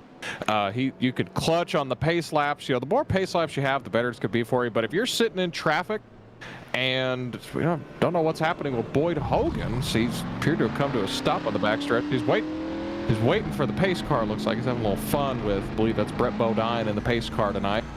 A lot of ways you can save fuel is you could just, hang in the draft, hang in line, stay 75% throttle. But if you're trying to save fuel, the only place you don't want to be, as dumb as it sounds at a race, is out front, because you're going to burn up more fuel. You're going to cut through the air more, and you're pulling however many cars behind you through this field. I believe we have a name for the flagman, Barney the flagman, of course. I don't know if anybody has ever claimed a name for the iRacing pace car driver. We're just going to say it's Brett Bodine for tonight, but I think we have one. We need to figure out what the name of the pace car driver is so we can get, and you know who might have an idea? Probably some of our viewers in chat, or we could take to the Twitterverse and ask, hey, what's the name of the pace car driver? Because in real life, it's Brett Bodine. Definitely. If you have any idea what the name of the iRacing pace car driver is, tag Podium Esports, and our social media guy Eric Messer will be able to be very helpful in getting that information back to us. But we did have a question in chat, Decon. I think it's pretty interesting. Always Dusty1 asking, so do you have to tune or build your car? And it's a little bit weird when it comes to iRacing. So we have fixed setups and we have open setups. Here in the MS MSRA Premier Series, it is open setup, so anybody can set up their car exactly how they want it to run for this series. Now, fixed series will have one setup that everybody has to run. Nobody can make changes, but if there is an open setup series like this one is, anybody can make any changes to their cars and they can set it up however they want. Now, we usually have sort of similar setups when it comes to teams, but as we go through the field, a lot of drivers are going to be running different setups, and especially here at Talladega, the setup doesn't matter too much, just matters on how you run the draft. Yeah, one other nugget about that, you know, it is custom setup, it is open setup, but once the race starts, there's only a few certain things you could change. You could change tire pressure, you could change how your rear springs are. There's only a handful of things that you could change, but when you're in practice before the race, you're able to change everything on the car. So that's another fun thing, you know, if you want to, there's a few things you could do, you know, Jeff McConey could probably help you out if you want to send him a message, or anybody else, you know, you're able to, you know, do a few things to help make the car looser, make the car tighter. Of course, you want a good handling car here, but for the most part, you're not going to experience being too loose or too tight here at Talladega when you're going full throttle. Getting ready to go back to racing. It'll be 40 laps to go here in stage number 3. And we would like to remind you that the MSRA Premier Series is sponsored by FSM Customs. They offer custom button box builds for sim racers across different disciplines of racing. In addition to boxes, FSM also offers custom decals to customize your rig even more. Flip the switch on your sim rig and check out FSM Customs on Facebook. Taylor Burness joining us here in the booth as well. And Taylor, I don't know if you've been catching all the action that's happening here at Talladega, but these guys aren't caught off guard by that new iRacing draft package. They've been making things happen top side, low side all night long. Well, that's one of the benefits when it comes to racing at Talladega is the draft package, and that iRacing works so hard to provide the needed details in order for all of us to enjoy that experience when racing at Talladega or Daytona. Coming back to the stripe, 40 laps to go, stage number 3, green flag flies. We are racing once again. Now Hogan put up on the outside line, Joseph McWhorter on the bottom, but McWhorter gonna let Hogan right on in, going through turns 1 and 2. Back to the front goes Hogan. McWhorter and Deweese, the Reaper Speed Lab trio, is down on the bottom of the racetrack at the lead of this field. Ralph Hutchison, stage number 1 winner, sits in P4. Derek Whitford, stage 1 runner-up, sits in P number 5. You're on board with TJ Crampton in P7. He's getting a huge run at Julio Villalobos Jr., having to get out of the gas as they go into 3. Now, they timed that perfectly on that restart. They were able to get in the line. You know, they were separated, had 1 up high, 2 down low, but they were able to get single file without letting anybody in between them, and that's a big part. You know, teamwork makes the dream work, so to speak, and certainly the Reaper Speed Lab teamwork is making the dream work so far. Back into turn number 1 goes the field. Now, we are hearing that anybody who pitted under that last caution, Julio Villalobos Jr., TJ Crampton, John Theodore, Zach York, Stephen Davis, Ryan Strunk, Logan Elton, the list goes on and on and on, all the way down to the bottom of the field, that they are trying to make it to the end of the race. That is right above the fuel window. And you mentioned those pace laps, Decon, where they can clutch in, turn the car off, save fuel. Now that they're all running in the draft, they're also going to save fuel here. The 5 cars at the front, plus the 38 of John Binder, still need to make 1 pit stop before the end of this race. If we do see green flag all the way to the end, they will be in pretty big trouble. Yeah, I mean, I think Boyd Hogan's in the worst spot possible right now. He's leading the pack right now, which sounds dumb to say that leading the race is the worst spot you want to be in if you're saving fuel. But, you know, he's cutting through the air. He's turned a lot more RPMs on that engine leading this race than if he were back in the pack or, you know, in line. So he's burning a lot more fuel up front versus guys that are going 75, 80, 60% throttle behind him. So, gonna see if Boyd wants to stick up front or if he's just gonna do whatever. On board with the Davises. Once again, you're on board in the car with the number 91 of Brandon Davis. He's brother and teammate Steven Davis a little bit further up the field. There's Steven running P11 right now. Looking at the back bumper of Zach York. A little bit of a gap building between Theodore and York. That's going to quickly close on up. And we'll see if they're going to take the run to the outside. Doesn't look like they're going to be able to do so as a line begins to form back up on the bottom of the racetrack. But even if they're taking it easy here, Decon, with 37 to go, once we get into the last few laps of this race, they will turn up the wick like we saw at the end of stage number 1. These drivers know how to race aggressive. Just right now, nobody willing to do that out of fear of getting wrecked out, which is a pretty good fear to have at Talladega. Oh, absolutely. You always got to be ready for anything. You know, single file right now, you know, don't want to say let your guard down, but, you know, if you realize that you're going to be single file for what seems like a pretty decent amount of time, like they will be, then you can kind of just vibe, you can kind of chill just sitting in line there. But once it gets to the nitty gritty, then you need to be on your game and on top of stuff. Back through turns 1 and 2, excuse me, to the back straightaway they go. Up front, these top 3, Boyd Hogan, Braxton DeWeese, are both up 18 spots from where they originally started the night. Joseph McWhorter up 11 spots from where he originally started the night. And those top 3 drivers still running at the front of this field. Can remember back to Daytona, the final race of the regular season. And cars into pit lane. Here comes everybody who did not pit under that last caution. Hogan, DeWeese, McWhorter, Hutchison, and John Binder all into the pit lane. Derek Whitford getting caught out. He stays on the racetrack for the lead. He still needs to pit, having a stint of 16 laps. Now here comes the big question. McWhorter overshoots his pit box by about an inch. He finally gets it back into the pit lane. But here's the big question. Will they go a lap down, and can they hold on and get back into this lead pack? Here they come, coming through turns 3 now. The pack is coming out of pit lane. Don't think they'll go a lap down here, Decon, but now they got to try and catch back up. If there's no yellow flag, they can kiss the wind goodbye. Well, absolutely. You saw it there on the replay. He was rolling up the sleeves. He's ready to go. We have more drivers coming into pit road. The first opportunity that they can make it all the way to the end on fuel seems like everybody is taking. That's Whitford, Crampton, Steven Davis, and Logan Helton. Most of those drivers, except for Derek Whitford, did pit during the last caution. So that means they are not seeing it possible to make it all the way to the end here, Decon. We're going to have more pit stops coming up in the next couple of laps now that everybody that pits from here on out is good to the end on fuel.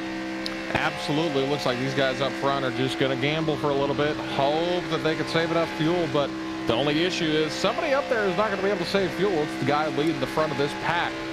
But, I mean, we're going to have to see how it shakes out. But obviously, it's a pretty big gamble to try to make it this long on fuel in a run when you're just pushing past that fuel number. As Villalobos now in the lead. John Theodore, my pick, running in second place right now. Strunk and Hoffman third and fourth. More cars in. Vincent Arthur, Scott Noslin, Jacob Shorba, Sean Garreau, and Brandon Davis all coming in. So that leaves the only drivers out on the racetrack, Villalobos, Theodore, who you're on board with now, Ryan Strunk, and Clayton Hoffman. So the entire field is going to get shaken up by these green flag pit stops. Shorba gets out of his pit stall.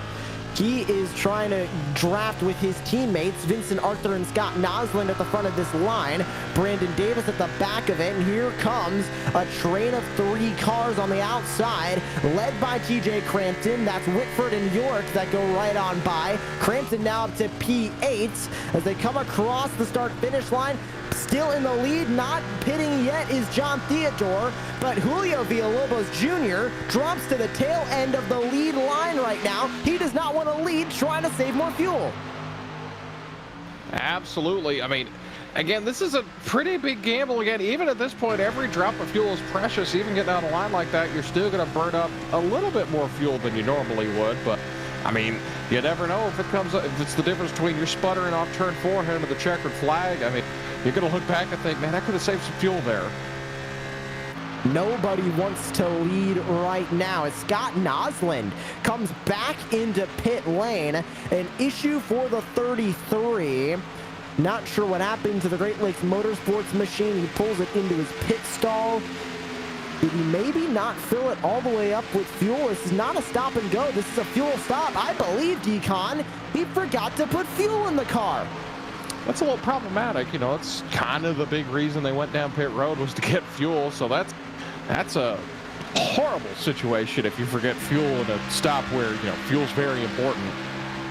He's still in the pit lane, so not sure it's fuel, maybe damage repair. Very strange to see the 33 of Scott Nosland in the pit lane. He is now out 30.4 seconds in the box.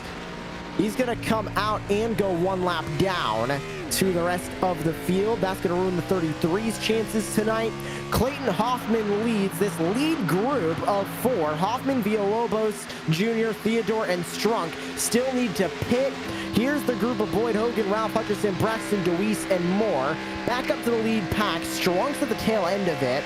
In the middle of these two packs is Vincent Arthur, Jacob Shorba, Zach York, and TJ Crampton. And now the group of the 96, the 51, the 15, the 32 are starting to catch up to this group.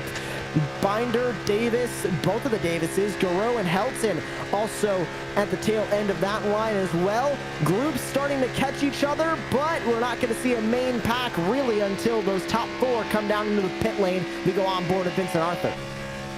You know, I mentioned earlier Scott Nosland having a pit. You know, we didn't see anything on our scoring about him having a black flag, but it almost seemed like he had a penalty. He might have been too fast exiting or something happened after he left the pit box, and it looks like he was a little fast exiting the pit road. Didn't see it on the scoring.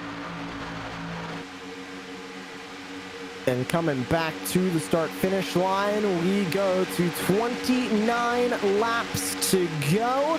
And we will give you our Strunk PC ones to watch. Check out Strunk PC on Facebook for your computer repair needs.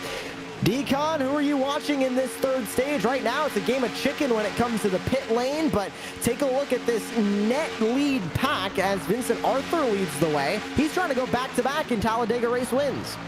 You know, absolutely. He's one to watch. The two guys I'm looking at are my original pick for the race, John Theodore, currently running third, see if he can't save enough fuel, but also that driver of the 96, Boyd Hogan, you know, he's one to watch also, but the main one I'm looking at is Boyd Hogan. You know, he's been very strong. He's been very, very articulate in where he's heading and what his plan is for the rest of the race. But again, you know, I'm going to stick by my guy, stick with my pick, John Theodore. You know, he's putting himself in a position to win in that 27 any key mobile that he has there.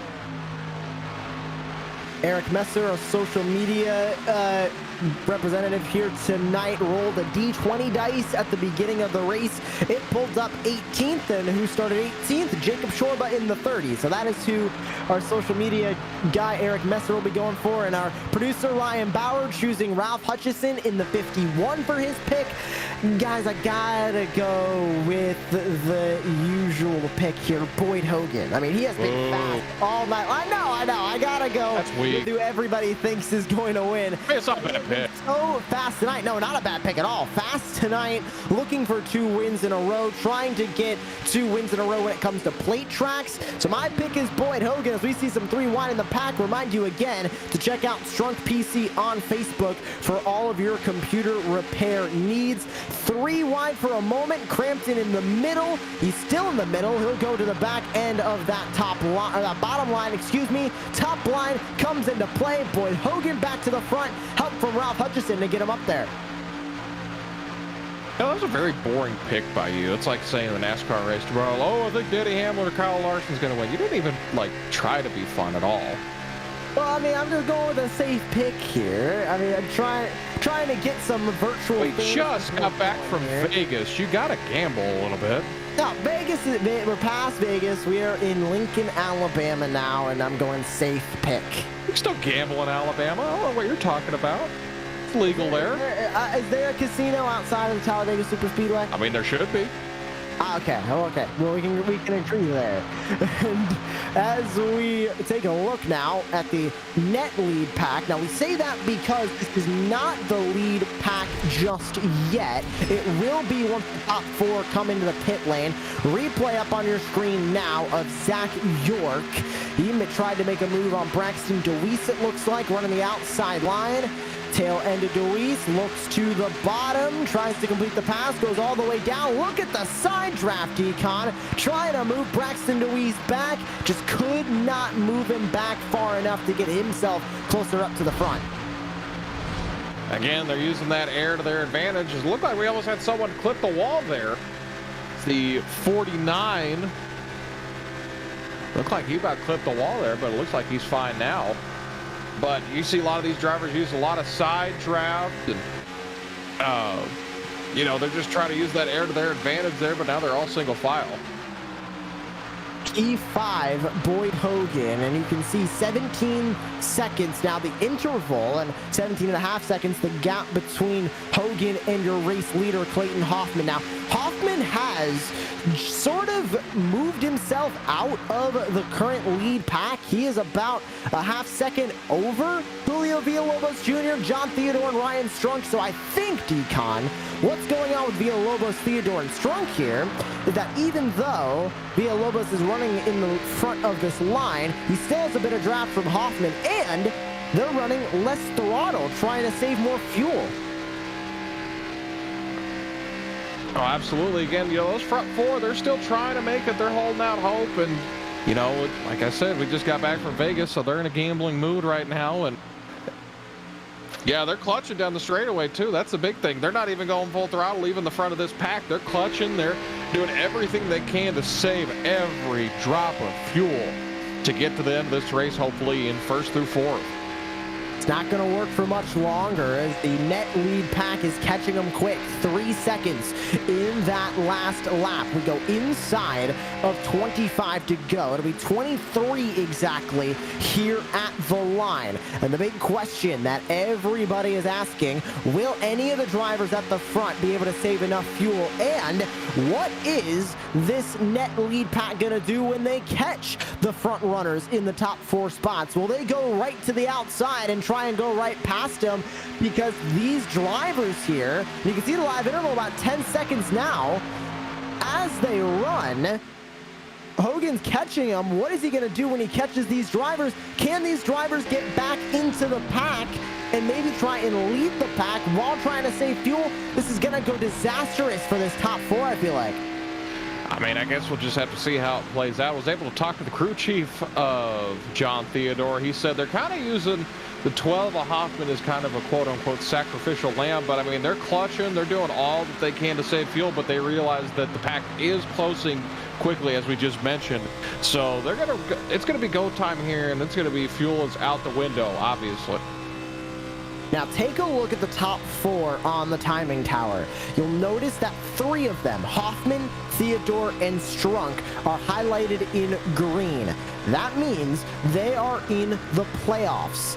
If they do not have this strategy work out for them, it is going to hurt them severely coming to the playoffs. You can see the pack on the same straightaway. And remember, Theodore and Strunk are both under the cut line. Hoffman is 2 points above the cut line. This is just about desperation now here, Decon. They want to make up points, get above that cut line, maybe go for a win, lock themselves into the next round of the playoffs, but I don't think this strategy is going to work out exactly how they thought it would. You know, I think the thing that's really hurting them, and I'm very curious as to why he's doing this, is Hoffman is, you know, he's got a pretty decent lead out front, but it's like, I have no clue why he would let them, you know, hang back this far. I understand, you know, he might be going full throttle, but I don't think he realizes how far off of the fuel number that he is. Because, I mean, that's burning up a lot of fuel because he's just going full throttle, it looks like, while the guys behind him are clutching, going not even 50% throttle behind them. Well, here's the lead pack.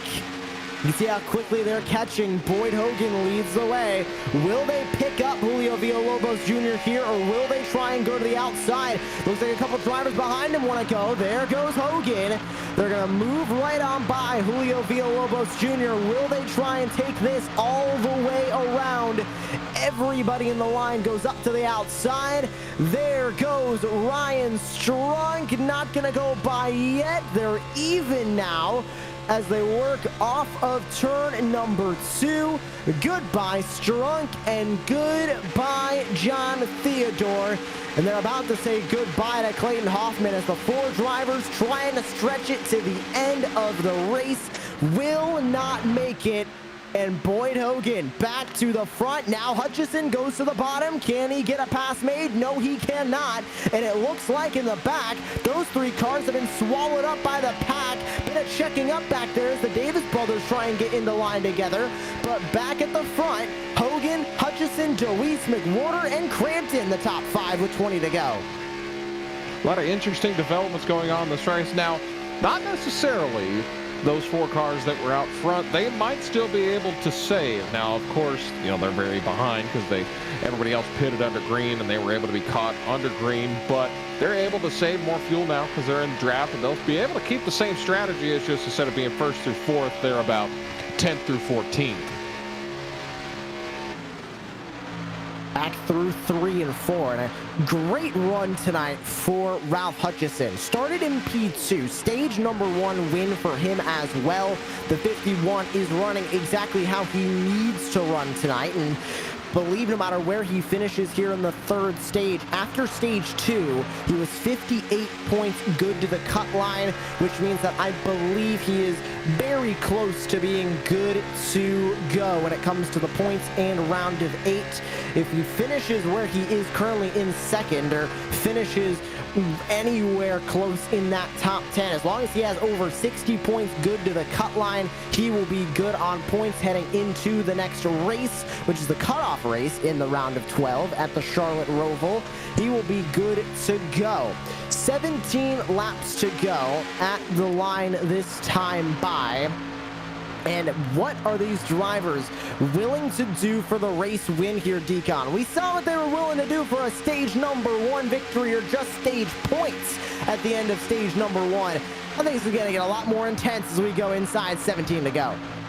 You know, I think you could see a lot of guys, they're playing a high-paced game of 3D chess right now at about 200 miles per hour. Now, it wouldn't make any sense to make a move now because you got so much race left. You got 17 laps, plus who knows if we end up having a green-white checker to have to use all 3. As we look at our driver wall, you get to see our bright and sparkling faces here. What a good-looking view of all the drivers in the field. As you look to my left, we have a driver who is pointed straight down. As that's a real interesting perspective. As wave to Vincent Arthurs. They're all in the zone, and we're acting like class clowns. That's about right. Yeah, that usually is about right. And these drivers are in the zone because they are racing at 197 miles an hour here at the Talladega Super Speedway. About to go over 200 as they race down the back straightaway. Everybody in this line just gaining speed as they all run at the bottom of the racetrack. And 15 to go at the line. First driver to really pull out of line is going to start a gluttony of drivers trying to move to the outside. Nobody trying to do it yet, but I think soon we're going to start to see the first driver start to pull up into the outside line. You know, I could see, I think a lot of drivers might be content to wait until, because you saw stage 1, stage 2, you know, they were single file till about 5 laps to go. Then you start to saw drivers make their moves up front. So I think right now they're kind of in cruise control mode right now, just letting the laps tick off and just wait until about 10, maybe even 5 to go. You might see guys work a little earlier than before than they did in the stages. But one way to find out. Back into turn number 3 as they run off of turn number 4. Everybody's still in this main pack, and this is sort of what we've been seeing from plate racing as of late, and this is what we saw at the Daytona International Speedway in the last race of the regular season. There's a lot of single file, bottom of the racetrack, but it seemed like today here at Talladega, these drivers, if they were willing to be aggressive, if they were willing to go for moves up on the outside line, they could make another line work. It wouldn't just be freight train at the bottom of the racetrack. They have been aggressive today. They're aggressive in stage number 1. Not sure how aggressive they're going to be willing to get here in stage number 3 for the race win, but we will soon find out. We had a great look on board with Joseph McWhorter. Remember, he won a couple of rounds ago at the Richmond Raceway and locked himself into this round of the playoffs. Coming into this race, he sat inside of the cut line, P6, 14 points above the cut line with this stage points as well, sits in 5th place, 17 points above the cut line. So a great night tonight for McWhorter and trying to continue that with a top 4 finish. I think he wants to try and get this win here, Decon, but he's going to need to abandon his teammates at the front, Hogan and DeWeese, and eventually we're going to stop talking about teammates and start talking about enemies. I mean, your friends are going to be where they find them. You know, Reaper cars are taking up a lot of space up front, but, you know, once the white flag comes out and that checkered flag's in sight, I mean, nobody's a teammate out there. You're just going to work with who you can, where you can, and how you can. And Shorba he is shaking a little bit. He is in the zone. Looks like he's about to rip the wheel off its mouth. I mean, he is in the zone driving, of course. It's getting down to the nitty gritty. They're driving 200 miles per hour. Even in the single file line, it can be stressful. I hope he has that wheel tightened down onto his desk, because if it does rip off, that is going to be very unfortunate. I can speak from full-on experience that I have definitely done that before, that I was trying to rush to get my wheel stand on and definitely pulled it off. Derek Whitford about to go a lap down. He's going to pull up to the outside line, let the main pack go by. This is actually going to put him now 2 laps down on the night. Not the best run for Derek Whitford, and not the best run for Scott Nosland as well. He sits 1 lap down. All other 18 drivers who are currently on the racetrack stay on the lead lap. Tommy Gossett, Ben Myatt, Wyatt Mickelson, and John Mullins have pulled off of the racetrack. They are 33 laps, 33, 39, and 83 laps down respectively. 11 to go from Dega, and the action is just heating up. It is a full virtual crowd here at the Alabama Gang Super Stretch as they race down at 200 miles per hour towards turn number 3.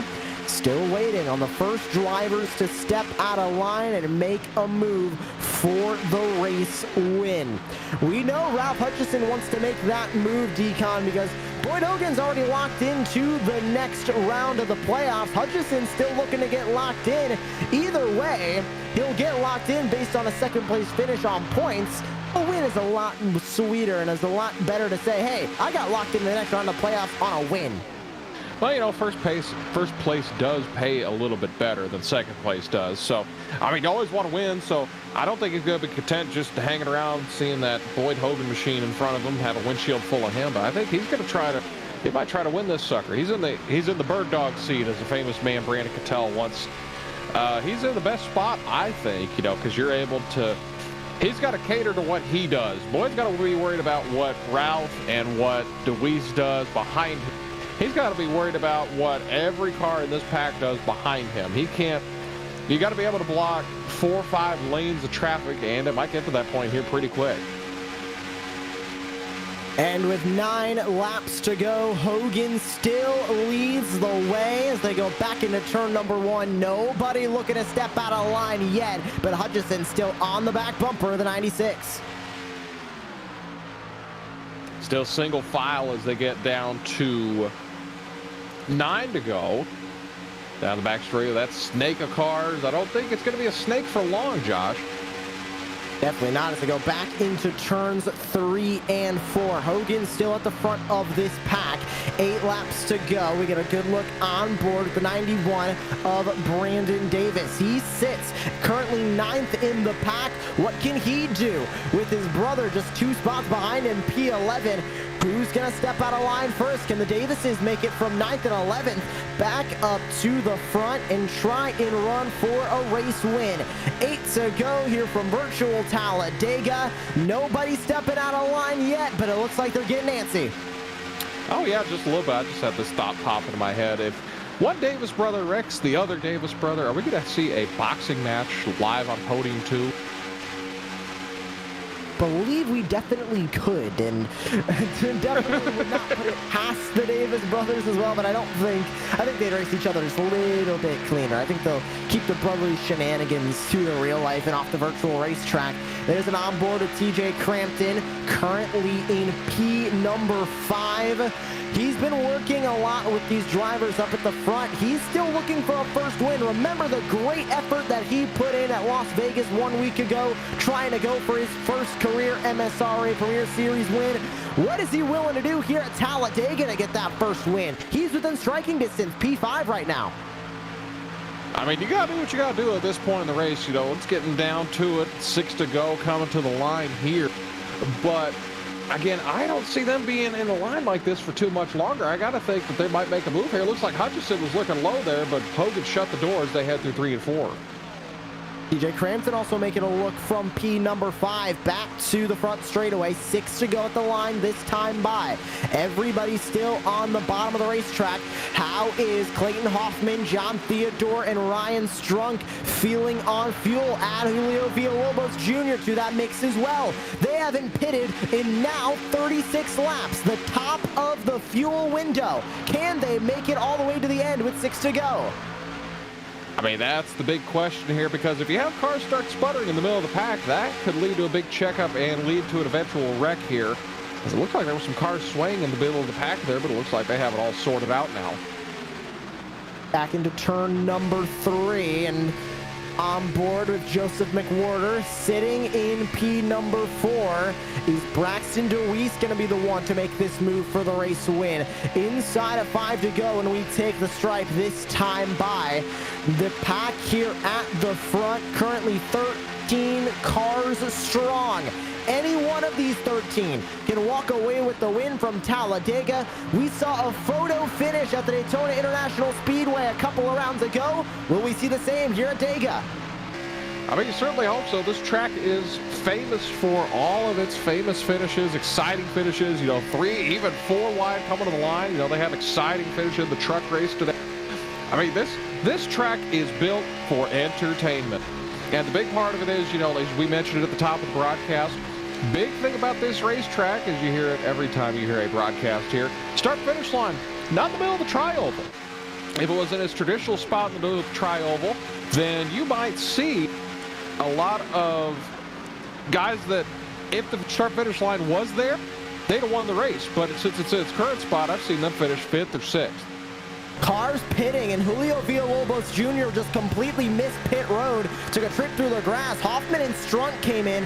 Julio Villalobos Jr., for I believe the second time tonight, has missed pit lane, locked up the tires, took it through the infield, and ended up back on the racetrack. Can he make it back is the big question. Now running in P11, lead pack, now from 13 to 10 cars strong, and split up as well. John Theodore left in the pack. Can he make it all the way to the end, or does he have to bite the bullet and come into the pit lane? Theodore stays on the racetrack for the moment. Hogan stays in the lead. Who's gonna make a move? Is Hutchison willing to do it? 3 laps to go. They gotta start thinking about the finish now. You know, I saw John Theodore's telemetry here a couple laps ago. He's still clutching, and there's even points in the when he goes around the track that he's not even on the throttle at all for a long period of time. He's just holding the clutch and just letting cars around him push him around. So, I mean, I think he's going to try to make it to the end and run it till it's dry. This could be huge for Theodore in terms of the points. With Hoffman pitting, he has an opportunity to jump Clayton Hoffman for that playoff cut line and go into P number 8, heading into the elimination race at the Charlotte Roval. 2 laps to go this time by trying to make it work on the outside line. That is Brandon Davis in the number 91, Jacob Shorba behind him. Steven Davis is in tow as they try and get a draft to go to the outside. It's 2 to go from Virtual Dega. And you're going to see that second line start to form. I don't see Ralph Hutchison hanging around there for too long. He might wait till the last second of the last lap to make something happen, though. But the big issue is he's got a Reaper car behind him. So what's Deweese going to do? Is he going to go with the boss man, or is he going to try to win the race and help Hutchison out? That's the big question here. Like I said, teammates go out the window here as we come to the white flag. White flag lap from Virtual Talladega coming up when they make it past to the stripe. Trying to side draft Crampton. That's Brandon Davis who leads the outside line. Crampton's going to touch him. Almost makes contact with the 91. He does make contact. Barely misses the wall. No wreck, no caution. 1 to go. Sponsored by Canterbury RV. John Theodore forced to pit from the top 10. That's going to ruin him in the points. But what's going to happen when they come across to the start-finish line? Boyd Hogan out in front. Ralph Hutchison, Braxton Deweese, and Joseph McWhorter at the front. Hutchison in between multiple Reaper Speed Lab cars. Deweese goes to the outside, trying to put Hutchison down into P3. He will. Can Deweese make a move on Hogan for the win? Is he gonna have enough of a run? Crampton goes top of 3 wide. Shorba in tow. Shorba goes to the middle, trying to help Joseph McWhorter. It's all bets off as they come into the middle of the tri-oval. Braxton Deweese in second place, not gonna be enough, and Boyd Hogan goes to victory lane in Dega. Well, I was right. Hutchison wasn't going to wait too long, but Braxton Deweese did not go with him, and Deweese really wasn't able to make a move because there was too much air between him and Hogan. Excellent job by Boyd Hogan to get his second straight victory in this round of the playoffs. He's swept this round of the playoffs so far, heading to the Roval next week. Even more confidence for Boyd Hogan heading into the remainder of this season.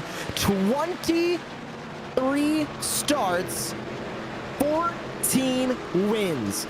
Absolutely insane for Boyd Hogan in the number 96, taking just even more momentum heading into the round of 8 on his quest for the championship in the MSRA Premier Series. 2 in a row for Boyd Hogan in the win column, 2 in a row when it comes to restrictor plate tracks, and the 96 of Boyd Hogan takes the win for Legacy Esports.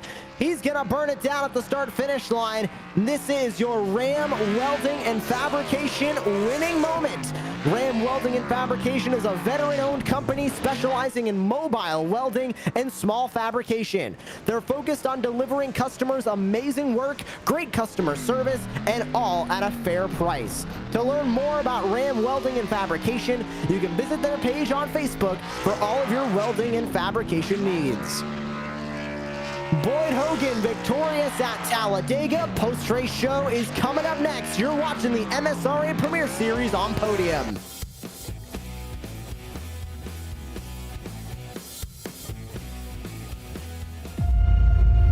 Waltrip, Marlin, Petty, Earnhardt. These are just a few of the greats to add their names into the Nashville Fairgrounds Speedway record books. Who adds their name this time around?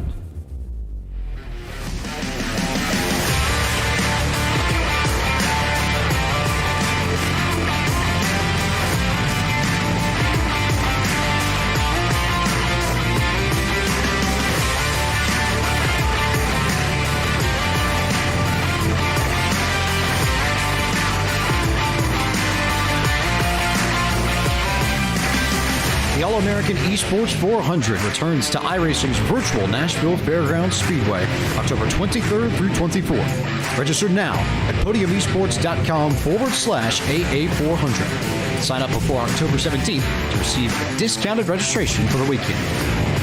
Write your name in history. All-American Esports 400.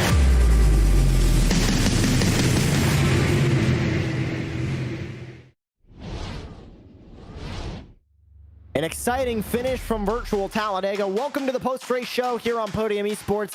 Let's take a look at the full race results here from virtual Talladega. Boyd Hogan grabs the win. Braxton DeWeese in P2. Ralph Hutchison, Stephen Davis, Joseph McWhorter, the top 5. Jacob Shorba, TJ Crampton, Brandon Davis, Vincent Arthur, and Zach York round out the top 10. Heading back into 11th, John Bender in the 38. John Theodore was trying to stretch it off fuel, just couldn't make it to the end on fuel. Still finishes 12th. Ryan Strunk in 13th. Logan Helton 14th. Glenn Ballard 15th. Sean Garou in 16th. Clayton Hoffman in 17th. And now we get down to the cars that have got a little bit of attrition throughout the race. Villalobos had to pit late, then he ran through the grass and missed the pit style. Finishes 18th. Scott Naslin in 19th. Derek Whitford finishes 2 laps down in the 44 machine in 20th. Rounding out the field, Ben Myatt, Tommy Gossett, Wyatt Mickelson, and John Mullins. Your bottom 4 finish off of the racetrack in the garage. What a way to end the night here from virtual Talladega, and we enter the post-race show. We'll get to talk with the number 96 of Boyd Hogan. Definitely not the first time that he is joining us here in the broadcast booth at Podium Esports. Not even the first time tonight that he is joining us. It's Boyd Hogan in the 96. Boyd, what a run for you tonight. 2 wins in a row. You commanded that race throughout stage 3. Congratulations on the win. I appreciate it. Thank you, sir. And going through that race, we've heard a lot about the draft package, it being a lot like a freight train. Was the strategy to get track position and stay up front the main goal for you and the rest of your Reaper Speed Lab teammates?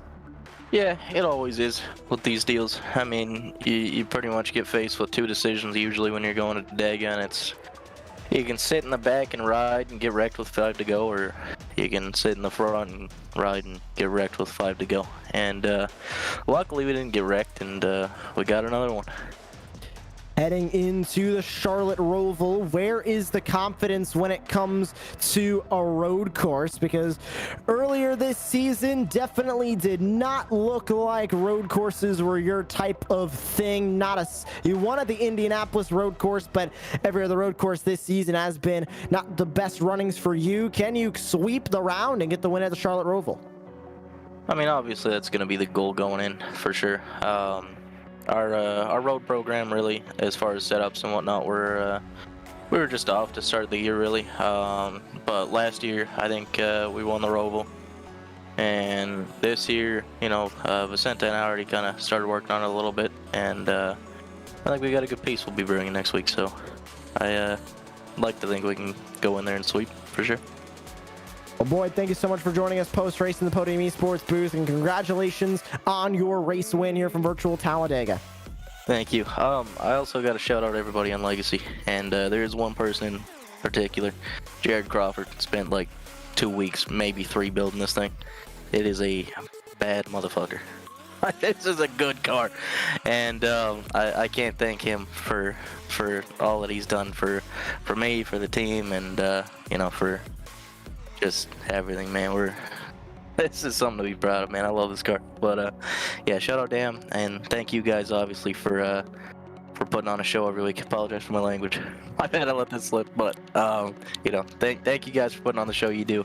Shout out to everybody in Legacy, Kevin Kirchar, Blackstone Management, everybody that helps us out there. Can't thank them enough. Well, thank you for joining us post-race once again. That is Boyd Hogan, your race winner from virtual Talladega.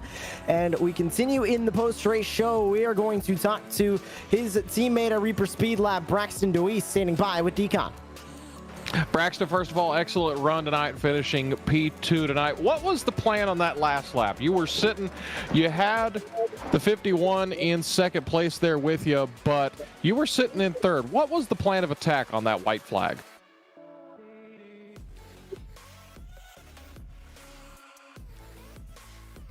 Braxton, do you got a copy? Yes, I do. It cut out just a little bit, but I hear you now. Okay, that's okay. It happens.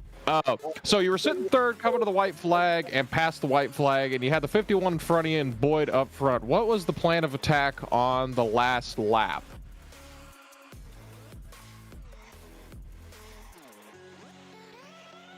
Appear to be having some technical issues with the 15 of Braxton DeWeese. Braxton, you got us?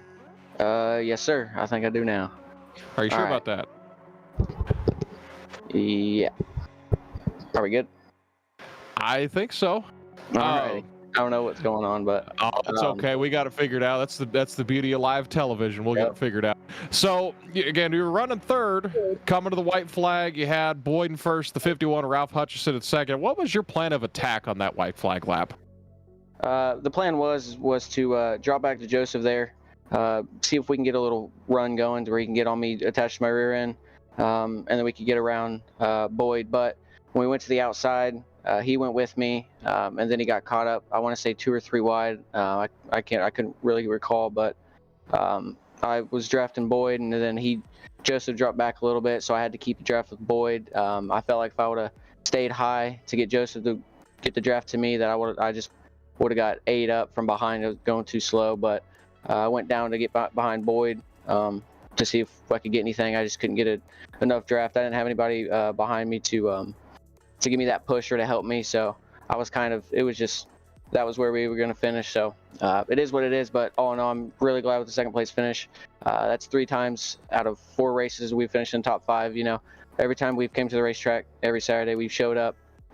All of us at Reaper Speed Lab, we've showed up and done a great job so far. You know, again, excellent job in second place tonight. You know, it seemed like there wasn't much attrition. You know, you believe you started way in the back, and you slowly, along with Boyd and the rest of your teammates, just started creeping up to the front. What was the long plan here at the start? Was it to try to get up front as quick as possible, work your way up? Obviously, you ended up front, but what was the plan for tonight? The plan, well, we knew we all had fast cars, so the plan was to get to the front because we know we could stay there. You know, we could use that outside lane. We could make that work. We made it work to get up there to the front. But once we were in front, nobody else could really join up together and get to the front. They couldn't really. I wouldn't say they had the speed that we had. I don't think they could get it formed up like we had. But we were really fast. We could make it work. Boyd was very helpful with the drafting and all the air in that situation. So he was very, very key in that and making it work for all of us. But all in all, we all worked together and got to the front as soon as we could, and we wanted to stay there. Absolutely. Teamwork makes the dream work. One more thing before we let you go. See that logo on your hat? Is that a NASCAR Tech Institute hat? Or you currently go there, or you just got the hat? Yes, I do. I've been going there for I want to say almost around 2 months now. We have classes every 3 weeks, and we've done 2 classes so far, and we're almost on the next one. So I'd say about 3 months going on that. But yeah, I go to NASCAR Technical Institute, Mooresville, North Carolina. Learning a lot. They do a very good job there, and looking to the future to keep learning there. Oh, maybe we'll see you on Sundays on a pit box somewhere. Braxton, appreciate the time. Great job with the second place finish. Good luck the rest of the way. Yes, sir. I appreciate it. There's a lot of people I want to thank for sponsors and people that support. I want to thank the family, friends, supporters. I want to thank Reaper Speed Lab, of course. You know, having them on the car and with the setups, they do great. We all do great. We all work together and make sure we do good in the races. We've been doing that ever since I've joined, and I know they've been doing that, before then as well. I also want to thank Allen Arts Images, GP Diecast, CD Cinematography, Bennett's Publical, Papa's Pizza Palace, Ravenwood Enterprise, NASCAR Tech, of course. Blaze Designs for the paint schemes. It does a very good job. I appreciate him. I want to thank Rapid Response, Rapid Roofing, Rapid Heating and Air. I want to thank Scott Martin and Jeff Schmidt. I want to thank you guys for broadcasting. You guys are by far the best. I love going back watching, even if it's not MSRA. I love going back watching it. Y'all do a very great job. I just want to thank everybody supporting the number 15 Reaper Speed Lab Chevy Camaro. Appreciate the compliment there. I think you nailed every sponsor. Boyd will be really proud about that. You got great guys leading the PR group there. Again, joined by Braxton DeWeese, second place finisher on the night. Great job to him, and good luck the rest of the season. And we continue in the post-race show. Ralph Hutchison in the 51 now joining us here in the booth. P3 finish for you, Ralph. And even though you didn't get that win, you're currently sitting 71 points above the cut line. You are locked in based on points to the next round of the playoffs. But I know getting that third place finish has got to sting just a little bit. You had a fast car. Yeah, going into tonight, gaining 12 points to the cut line was the goal, to lock into the round of 8, get that over with. I knew running with Boyd, Braxton, and those guys was going to be the best play to get those points. I knew it might not be the greatest play to win the race. My move was going to be coming out of turn 4. I was trying to get my run timed up and see if I could, throw a Hail Mary. I wasn't going to ride in line to the end. But Braxton beat me to it there. They got teamed up and went 1-2, but that's just kind of the nature of the beast here. Happy to be locked in, happy to not have to think about it. Goal accomplished tonight. And a playoff point. Yeah, that playoff point can prove to be huge with that stage win. And we're going into the Charlotte Roval in 1 week's time, and a little bit of a pressure lifted off of your shoulders. But even then, how's the confidence going in that you can maybe walk away with a win heading into the next round of the playoffs? It's going to be nice to just let loose and go run for it. I feel really good about the Roval. I feel really good about the road racing this year as a whole. With the win at Road America, that was a confidence booster for me in road racing, and it's something I've worked hard on this year. So I look at the Roval as a race I can win, and that'll be the goal. And moving into the next round of the playoffs, Texas, Kansas, and Martinsville. Can you put three good races there at those tracks together and make it into the championship 4? Texas has historically been the worst racetrack of all time for me. But with that said, I'm really, really happy with where my 1.5 mile program is. Doing really good on that. Everybody from Lockdown Racing is building rockets. So 2.5 miles, I think, plays to my strategy.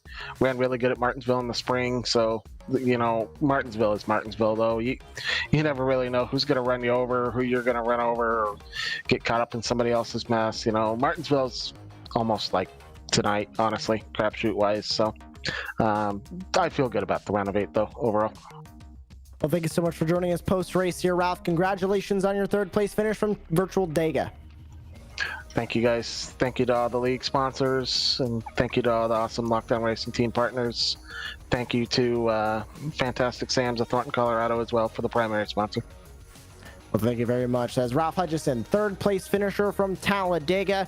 We're now going to talk with a couple of drivers who didn't have the best day, and standing by with Decon, it's John Theodore, who currently sits under the playoff cut line as well. John, you're my pick, man. You about made me look like a genius. I mean, I'm still a genius, but so we got to talk first off about the strategy at the end of the race to try to stretch it as far as you can. I think the term you used was you were using somebody as a sacrificial lamb because somebody had to run up front. Yeah. It almost worked. I mean, you had the pit coming to the white flag, but I loved the strategy move there. Yeah, so I got put into a real tight box, like in a bad box when I slid the pit on my first stop. I went from third at the end of stage 1 to being like 15th or something like that, and so missing out on stage 2 points really hurt. And just being back in track position, when it gets singled out, you just literally can't go anywhere and you ride around in the line. It's very frustrating the way that the current package works, but that's just the way that it is right now. So track position is super important. So when I gave all of that up, I kind of had to make plays wherever I could to try to get spots here and there. And when that caution came out, which was, what was it? I think it was 42 laps to go is what I was looking at. Yes, sir, and 42. I'm counting caution laps, and I'm like, okay, I think I can go 38 on fuel. So I was thinking, maybe we get, usually 3 or 4 laps for a caution. I think it ended up only being 2 because they do shorter cautions now, and we didn't have a lucky dog. So we ended up restarting with 40 to go, and I had to save really aggressively. Boyd, and the other guys. One crazy thing I saw was there were times, even when the pack caught up to you, you were clutching and you weren't even on the throttle for what seemed like the full length of the tri-oval. Yeah, so basically what I was doing was saving everywhere I could while maintaining my position in line. So if there was a checkup, I just clutched it and used that as an opportunity to save a little fuel there. When I was going through the corners, just popping the clutch. Tiny little lifts where I was able to maintain my momentum and save fuel seemed to save more fuel than running at like 3/4 or 80% throttle around the entire lap. Doing full throttle for most of the lap and popping the clutch seemed to save tiny bits of fuel. That's how I was able to get it to pit road coming to the white flag, which got me a couple spots there in the end. And I mean, that's looking really critical right now because that was what got me finishing in front of Clayton. And I'm looking at the points right now. I'm on the bubble +3 over Clayton right now. So it was weird. I mean, like, hats off to Boyd. He comes here with, the perfect strategy. He's all taped up. He's got a teammate that can push him, that gets him to the front. And once he's there, no one can do anything. That's been the case at every single plate track. I know they're not plate tracks anymore. Every single super speedway, both Daytonas, both Talladegas. That's how it's played out, is he's been able to get to the front, and once he's there, there's nothing that any of the rest of us can do with him. But they made a brilliant counterplay. When we all came down in pit road, they pit as soon as they could under green, and what that did is that took away from all of us that were on that strategy the option of riding in their draft and saving.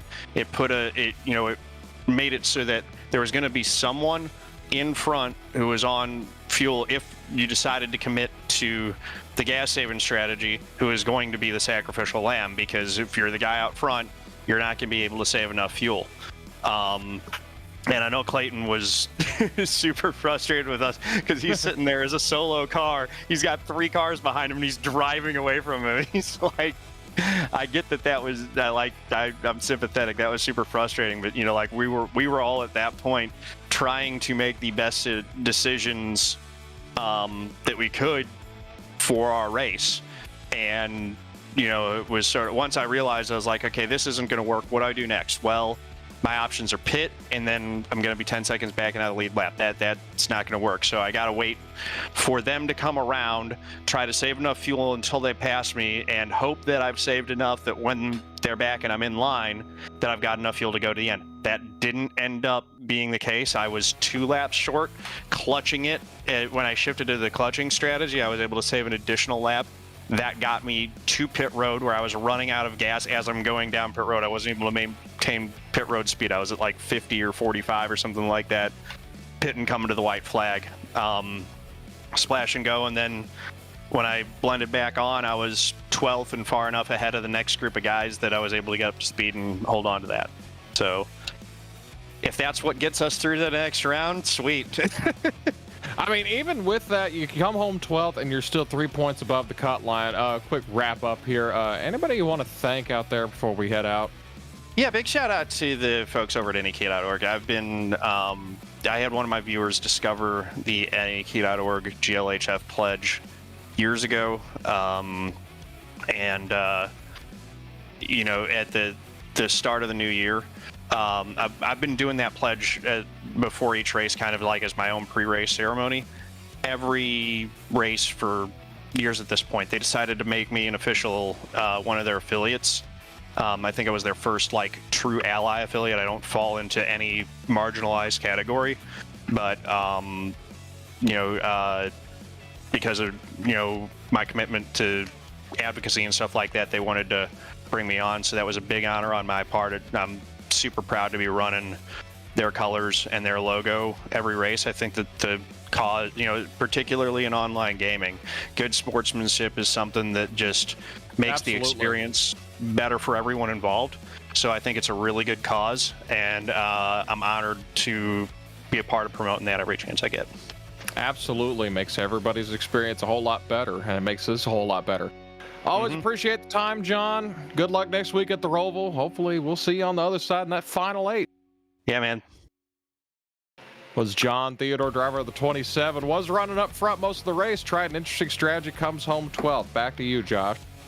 And we'll get a quick chat in with Logan Helton. Logan, 32 points above the cut line now. Let's go back to this race at Talladega. You were up front for most of the beginning, and it just didn't work out there towards the end. I'm slightly embarrassed about that one. I just didn't perform like I needed to, and I kind of paid the price for it. I turned a couple people. I feel bad about it, especially Tommy Gossett and the 20 car. I forgot his name. I think it's Ben Myatt. But yeah, I just didn't perform like I needed to. I knew I had the points gap, so I knew I could take a slight risk coming in, but I just didn't want to turn those two people, especially tonight. Going into the Charlotte Roval, you have an opportunity with 2 stage finishes to lock up your chances of going into the round of 8. How's your confidence level going into the Roval? I really like the Roval. I'm excited for it because something about that track I just like. I'm pretty decent at road courses, and I just like them. I don't have anything bad to say about them, especially in the Cup car. There's something about it just being looser than most other ones that I like about it, because it takes a lot of skill and tire saving to get it to where you need it to be. Well, thank you very much for joining us post-race, Logan, and hopefully it's a better day for you at the Roval in 1 week's time. Yeah, thank you. I think the ninth race was okay. I kind of got what I could out of what all happened. Well, thank you very much for joining us post-race. That is Logan Helton, driver the number 63 for Nexus Esports, and we round out our post-race show by bringing not 1 but 2 drivers up into the broadcast booth to speak with Decon. It's Brandon Davis and Steven Davis. The Davis brothers are standing by with Decon. Now, real quick before we start, just to help our viewers at home, Brandon and Steven, just to confirm, you guys are in the same room, both racing VR. Definitely. Yep. Now, can you tell us just real quick about what that experience is like compared to, say, just racing on a monitor, just real quick? VR, it's definitely great. We don't have to worry about setting up a single monitor or triple monitor or field of vision or anything like that. It's as if we're right in the race car. So thankfully, we don't get motion sickness either. So it's a great experience. I've had times where VR would not work and we'd have to go to a single monitor. It sucks. Oh yeah, of course. Anybody wanting to try VR on iRacing, they suggest that for every race that you do, you take a little bit of a break. But once you get used to it, you can go long periods of time like you can in this race. Now, real quickly, Brandon, put your hand up real quick just so we can differentiate who's who. No. Oh wow, you know your name. That's incredible. I had a question earlier in the race. So let's say you both are in a race and Steven turns Brandon for the win. Would we have had the first live boxing match on Podium Esports? No, I just get him back next time. In real life or on iRacing? Either one, probably. That's very fair. I saw you guys try to link up first part of that race. Just seemed like you guys couldn't break anyone's air bubble, and you got up close around to the top 5, but it just seemed like you guys couldn't get any further than that. Was it just you couldn't really get anyone to line up the way that you wanted? You couldn't get guys organized? Just real quick, what was the issue? Mainly is me just trying to save the car because I typically have a history of getting wrecked. And this is certainly a racetrack where you can get wrecked very easily. Is there anyone you guys want to thank? I'll thank my brother here, and then thank our teammate that was racing on Wyatt. We were practicing all day here today, especially the Q set. That was a good fast run. I know you guys did a really good job in qualifying today. Heading into the Roval next week, of course, Steven, you're going to need a little bit of help to get into the next round.